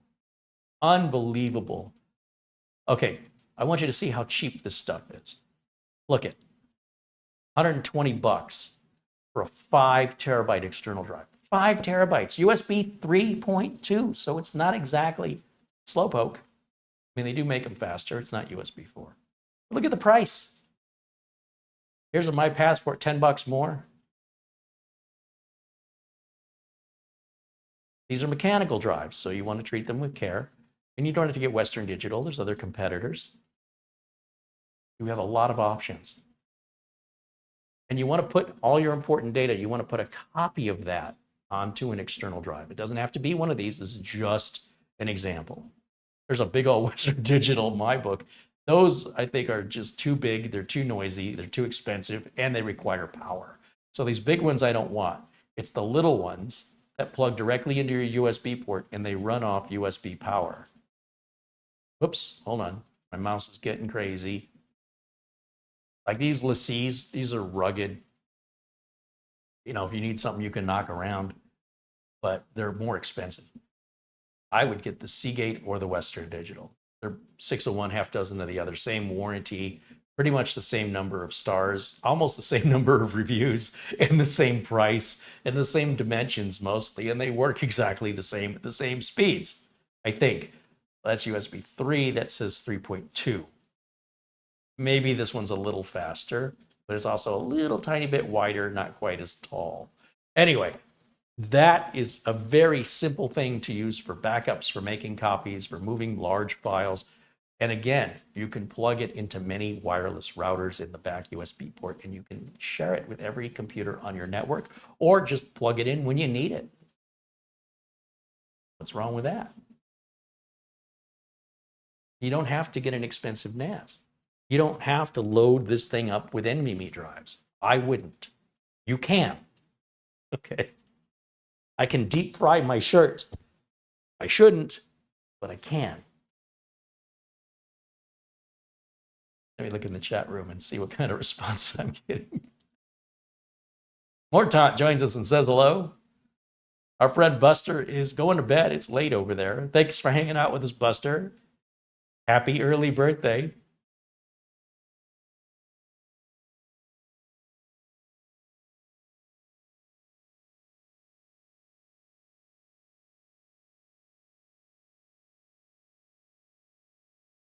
Nick Caffrey says everything's backed up 1 day a week to a 4 terabyte Seagate, which is kept in another building. Subfolders backed up daily to a 2 terabyte permanently attached drive. That's what I'm talking about. On-site and off-site, regular backups. The more data you have, the more it's going to cost you to store it. So you really got to evaluate, is it important you hoard all of these games that you're not playing? Just delete them. Jeff wants to know, are all the slots on this Gen 4? I believe it says they are all Gen 4.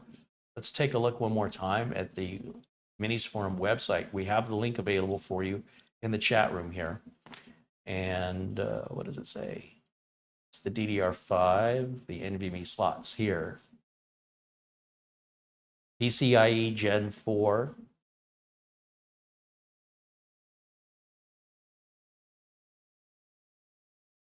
Yes, they appear to all be Gen 4. Let me just make sure. CPU, Oculink storage. M.2 PCIe 4.0 NVMe SSD slots times 4. There you go. Yeah, it says they all run at 4. But there is a little fine print regarding which CPU you put in here. So only the Raphael, Phoenix, and Granite Ridge architecture CPUs will support the 4 NVMe drives. So there are other AMD chips that don't fall in this family that will work for the computer to boot and run, but you may lose support on 2 of the SSDs, depending on which chip you put in there. If you buy it already assembled, of course, you're going to have the operating system included. The RAM is included. You know, Ryzen 7 8700G, 32 gigs of RAM, and you're looking at $729. It's a great deal. Does Amazon have it? You might have an Amazon link in there as well. And of course, if you just want to order it without the CPU, without the RAM, without the operating system, without the storage, $259. Come on. Come on. It's a great deal.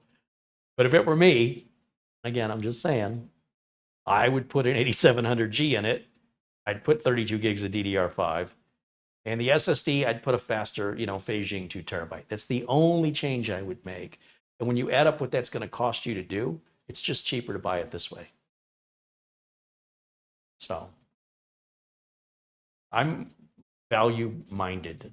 That's my immediate go-to is where's the value? Sure, I can throw more money at it, make it bigger, faster, hotter, louder. I'm not going to. Because to me, you should just have a desktop if you want to do that. That's my opinion. For whatever that's worth. All right, any final questions as we're about ready to wrap up today's video? Let me take a quick look here in the chat. If you've asked a question earlier and I didn't acknowledge it, it's because I didn't see it. I'm trying to do everything at once. Please do ask your question again while I'm paying attention. I will do my best to provide an answer. You may not like it, you might, but I'll do my best.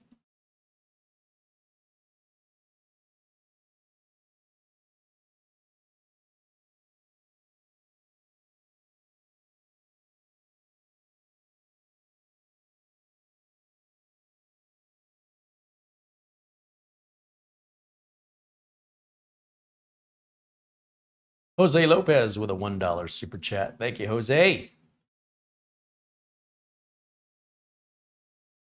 There is some conflict in the chat. They're saying all the slots are not Gen 4. Well, according to the website, and we haven't tested them, but according to the website, they're all Gen 4. Depending on which CPU you use, and the way this is decked out, it's supposed to support Gen 4. That's my understanding, according to, unless the website information is wrong or I'm misunderstanding it. It's telling me they're all Gen 4. Now remember, modern AMD AM5 CPUs normally support Gen 5. So you lose your Gen 5 support because they put all of the resources to Gen 5 towards a better integrated graphics card. So it's more of a console chip in my mind. I don't like the 8000 series. You can watch my review of it. I was very disappointed they took a step backwards in order to make the graphics that are integrated better. That's not important to me. I'd rather have the Gen 5 support. So if it does support Gen 4 and all four, that would make sense given the sacrifice that's made for Gen 5. However, you may be correct. Maybe some of the slots are not Gen 4, but according to the website, it says they are. So unless we slam a bunch of NVMe drives in here and test it, I don't really know for sure. Arnold wants to know, can you get something like this with Intel? Well, yes, that's the MS-A1 or O1 that we reviewed prior. So if I go up here to Minisforum's website,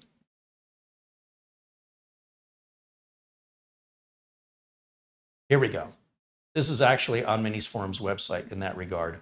It's right here. And it says, depending on which CPU you have, you get PCIe 3 times 4, PCIe 4 times 1, PCIe 4 times 4. Depending on which, so this is saying this socket. So socket 1, socket 2, socket 3, and socket 4.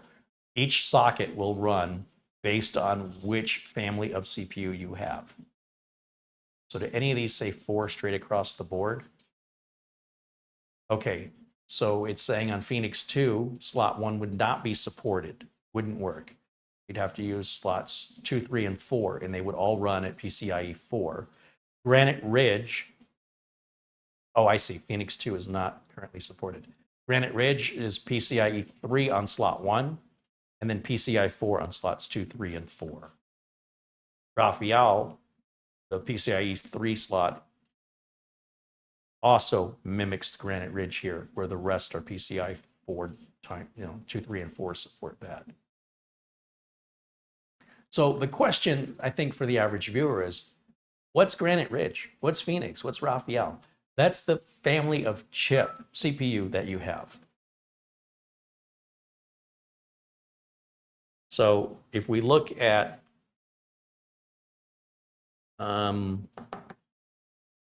we do this. Say, for example, we just type in what AMD CPUs Granite Ridge. That made one quick way. That's the 9000 series of chips. So I think the 8000, based on the specs we just saw, that'd be BL.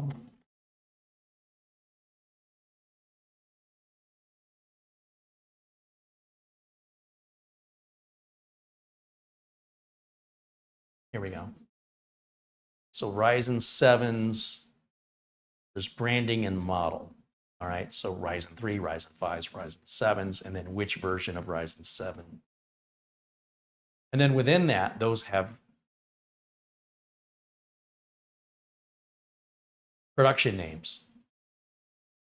So this says, Pinnacle Ridge was the 2000 series, and we got to go all the way down.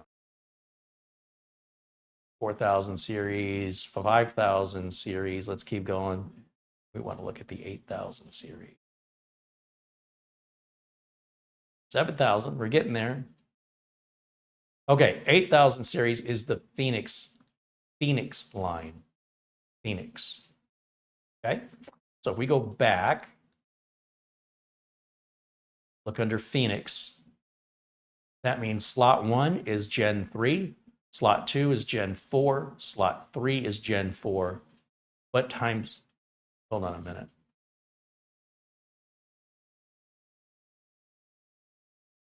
You're only going to get one channel. Oh, right up here. Second one, Phoenix. 4 channels on PCIe Gen 3, 1 channel. Well, that's confusing. That's going to be slow. PCIe 4 at 2 channels is half the speed. So PCIe 4x4 is only available in slot 4. And that is the slot they're likely using right now from the factory. You have to take off the heatsink to get to these 2 slots. But that's running the Phoenix CPU. If we want to go by 4 on slots 3 and 4, we'd need a Granite Ridge. So that would be the 9000 series, is what we figured out. Yeah, I mean, it's a good question for people that care about such things. I wouldn't use that much internal storage. I wouldn't care if it was times a million. It's just doesn't make any sense to put important data locally on that one machine. You want to keep it as clean of data that you're not currently using or haven't used in a while. Get that stuff off of there. Put it somewhere safe. Get it out. Free up your space so you can free up your resources. Use the resources. If you have resources being consumed on things you're not using, move them off. Having a smaller hard drive is good for you. It forces you to do it. Ask me how I know. I would put it off. When I did put it off, and the reason why the card was added is one time we were broadcasting, and I always record the live broadcast in case we lose the internet connection. Still have it here. I can upload it. I got to notice that the local drive on here, which is barely being used, it's just OBS and some assets like intros, outros, little files, said your drive is full, recording is stopped. Now the stream was still going, so I was a little confused. And I had to click OK to acknowledge it, and it just told me I can't record your stream anymore. There's no room left. And then I looked in my videos folder, and it was filled with past streams. So that's when I went online and found this solution, very inexpensive, runs at Gen 3 speeds. Copy, or rather cut and paste all those files, just in case I need them. It's like a little locker storage. They're not that important. If I haven't used them in 30 days, I don't care if they're gone. I always have a backup on YouTube anyway, just not at that quality. Still, if I want to save every video I ever made since 2008, can you imagine the storage needs? And how would I know if anything's missing? It's too much. It's time to free ourselves that data hoarding. It's not healthy. It's not good for the computer. It's not good for you. And make sure the files that are important to you, you're making the effort to make a copy of those, call it backup, some other location. Could be in the cloud, USB drive, something. And if your drive is 80% full, you're data hoarding. And it's time for you to move the data that you haven't moved or touched or altered or utilized in 30 days onto another drive. Get that burden off your PC. Your PC will run better. And ideally, you'll have more than one copy of the files. It's always good to have 2 copies if the files are important to you. My video files aren't that important to me. They're a bonus. If something happens, I've got them. Not the end of the world if I don't. It's convenience. And I'll collect them because I got the space. But if, over time, that 4 terabyte drive is going to fill up with a bunch of video files that I will never use again. Do I want to wait until that happens? We'll see. But in the meantime, I won't get the error message I got that my C drive, where the files are recorded, is full. That'll never happen unless I do like a long stream that lasts for a month. Just nonstop, massive files. Anyway, I guess I didn't need my spudger tool after all. All right, once again, let me go back over to the chat room here and see if I'm missing any final questions. We're here at about the 2-hour mark, which is pretty much where I like to stop and say, good show, I don't want to drag it on. But I love this little computer. I just think it's amazing. I'm not normally a big AMD fan, but on the other hand, I'm not against them either. So when it works well, I don't care if it's AMD or Intel. I just want it to work well. And work well means it's responsive, it's quiet, it's easy to work on. The fact it's upgradable, I don't care. Do you know how many customers have ever contacted me and wanted to upgrade their CPU only? Zero. It's never happened. When customers usually need to upgrade, they have to change the motherboard, the RAM, and typically the storage. If you're going from an older 5-year-old system, quite often the socket's not supported. Even if it is supported, the chipset is going to limit all the new abilities of that chip if you socket it. So you want to get DDR3 to DDR4, DDR4 to DDR5, SATA to NVMe M.2. There's all these upgrades that it's not just about the CPU. It's like you're putting really fancy tires on an old piece of crap car. It doesn't match. It doesn't do you much good. Most people, when they need an upgrade, the motherboard and CPU get replaced, and quite often the RAM is not compatible. We're going from DDR3 to DDR4 or DDR4 to DDR5. This is a good thing. That means it's able to take full advantage of the latest technology without dragging all this old stuff with us, which is what AMD encourages people to do. But very few people ever actually do that. It doesn't make a lot of sense to put a modern processor in a 3-year-old motherboard, regardless. You're going to limit that new processor's ability. Why would you do that? You can, but should you? And then what do you do with the old CPU? What do you do with it? It doesn't have much value. So I don't get it. And then what is so important that you're getting that extra 10%? You're making a 10% difference in most cases in performance when you change that CPU out on the AMD side. Now, what are you able to do you weren't able to do before? It's just fun? Okay. In business, nobody has called me and hired me to do that. Okay. I have a very different perspective. The fact that this is a socketable CPU is neat, but I will never replace it. I would rather replace the whole machine so I could take advantage of all the new features the new CPU offers. It could be more storage, more channels, et cetera, et cetera, et cetera.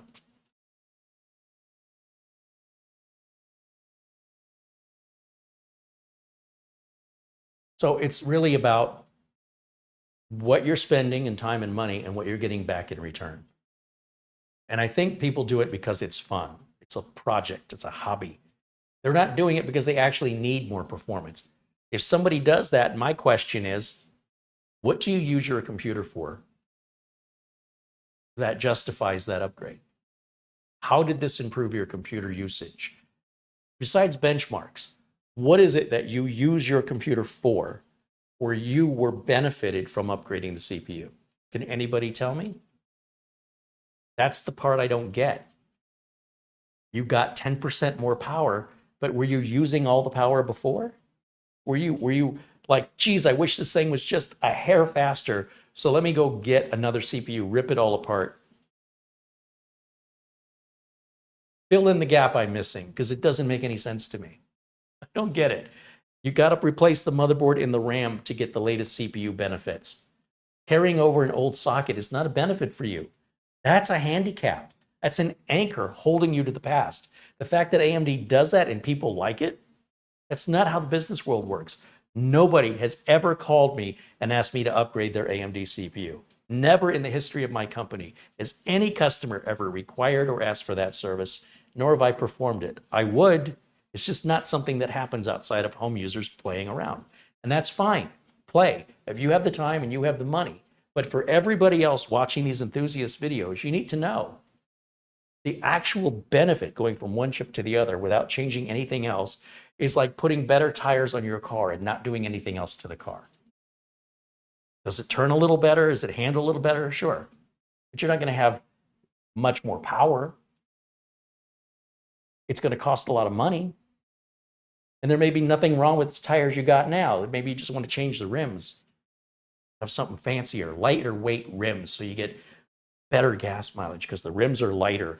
It lightens the weight.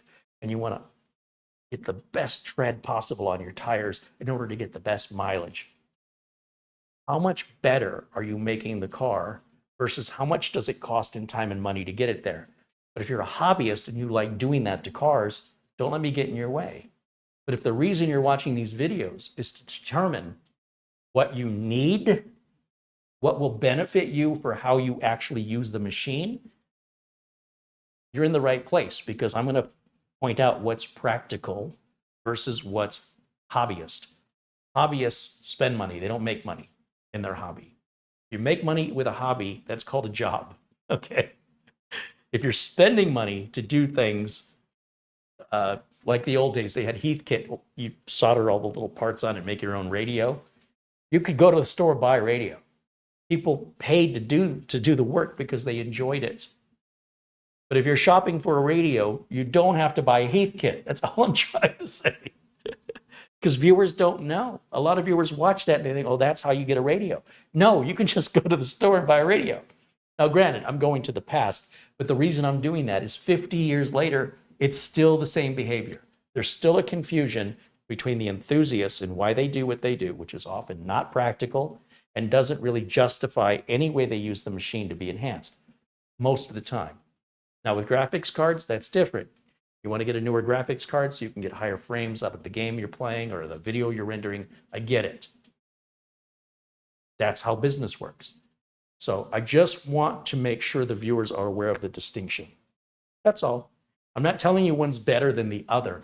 I want you to choose which one's right for you, because you might be watching videos of hobbyists making recommendations for things that are a complete waste of money for you that will not benefit you, depending on how you use your machine. Because as a tech, as a professional working technician, it's always about what we're using the machine for. It's not about the machine itself. I don't sit down with clients and talk about CPUs and RAM. We don't discuss that. It doesn't mean anything to them. I might as well be speaking another language. Instead, they tell me what they need the computer to do. Here's how we're going to use it daily, and we want to increase our production as much as possible. We don't want the employees waiting on the machine. Based on that, what machines will you provide for us? What they ask me, what do we need to be reliable, secure, and productive? That's it. And how can we do that without cutting corners, but without breaking the budget? So we got to find that middle line. And that is the primary source of my revenue. That's what customers call me for. That's how business works. It's very, very different from the hobbyists. And it's unfortunate we don't see a lot of actual working techs on YouTube. But there is one that I mentioned earlier.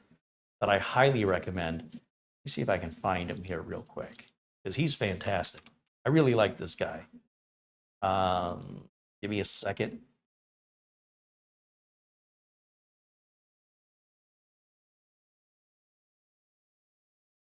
Okay, this guy is great.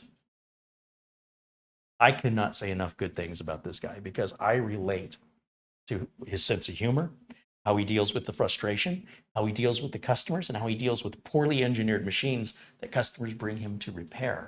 That would make an ordinary person just throw it out the window, okay?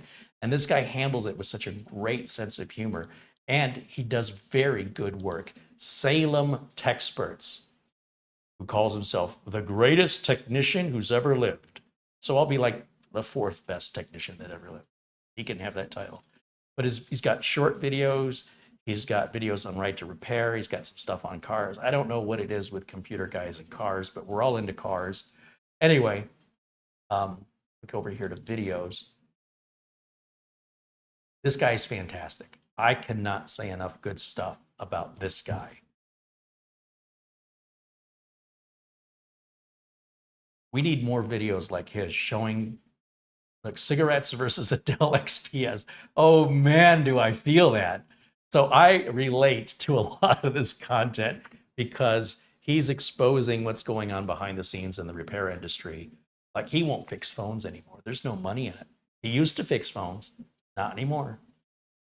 He's fantastic. I highly recommend you check out his channel if you want to see what it's like to be a repair technician and how this varies from your enthusiast tech channels.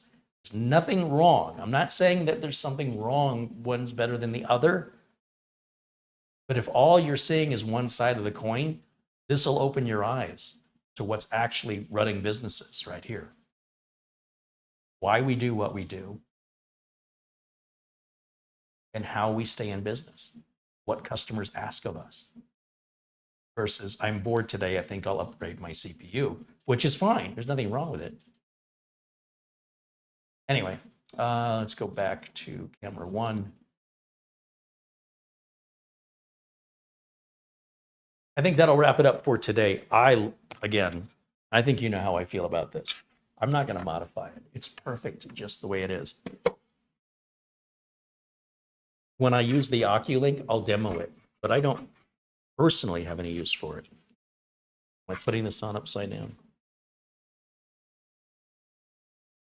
That easy. Put the 8 screws back in, fire it back up.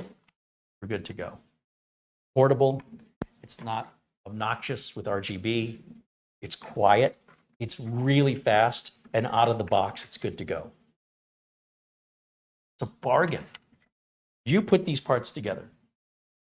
Grab the same CPU, grab a motherboard, a cooler, a case, a power supply, a storage drive, 32 gigs of DDR5.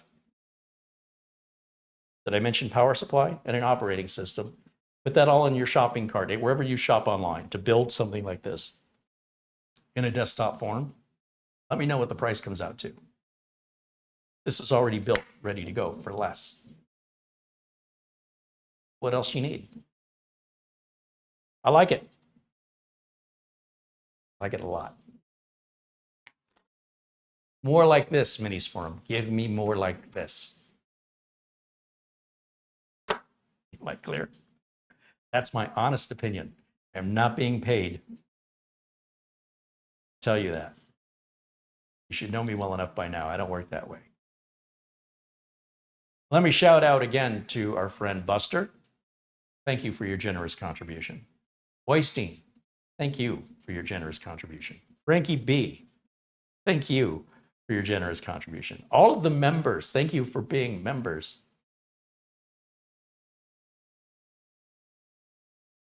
So without you guys, the channel wouldn't exist.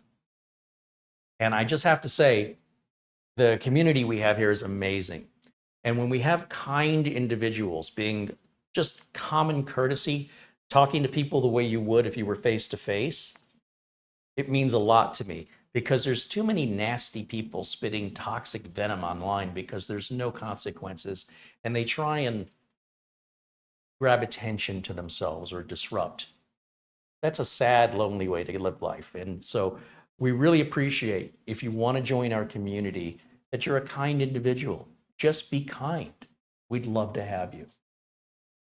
Quick shout out also, let me just check. Mark Gaines, thank you for the Amazon gift card.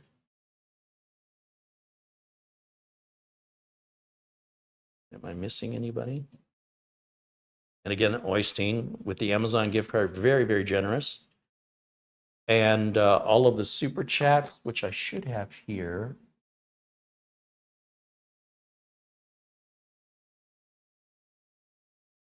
Jose Lopez, thank you to Mike MacArthur for renewing membership.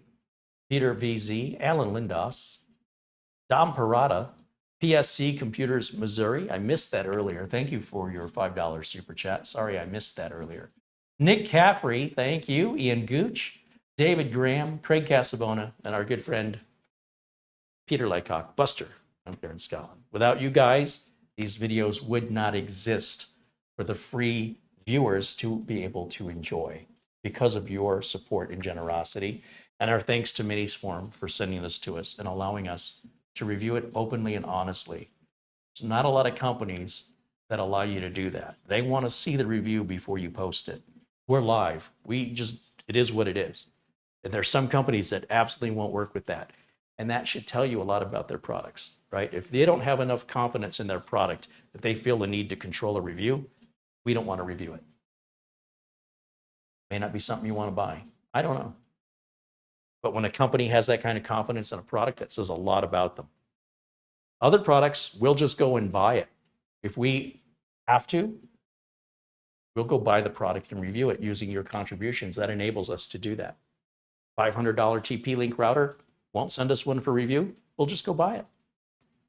No problem. As long as we have the budget to do it, you guys control the content in that way, and I can't thank you enough for it. Thank you, of course, to Mara for taking care of all the background administration that's going on with thumbnails and chat room monitoring and talking to potential sponsors or supporters. It's a lot of work. So she's a silent, working busy bee in the background you wouldn't even know was there, but it's getting a lot of stuff done behind the scenes. So thank you for that. And of course, our friends at Acronis and RoboForm, as always, they support us. Consider supporting them back. I use RoboForm and I use Acronis. I'm so happy that they're offering you guys a 30% discount off their products, free trials for you to evaluate for yourself. Links for everything I've talked about, the Minisforum page for this product, the MS-A1, all in our video notes. Mara spends a lot of time updating those notes, proofreading them, spell checking them, making sure all the links work. It's a shame if you don't use them. They're right there. Official Tim Tech became a supporter. Right on. Thank you, Tim. And thanks to all of you. Again, the community is so amazing. We really appreciate each and every one of you. We hope to see you here very soon. As I'm moving Studio B over to Studio C, I'm going to continue to broadcast until I'm just a guy in an empty abyss. I'm going to try. If there's a couple of days without videos, it's because we're moving the camera equipment. And so don't worry, don't sweat. We will return once we get everything moved over. In the meantime, that'll wrap it up for me for today. Thank you all so much for tuning in. I'll see you all very, very soon. Until next time, bye for now.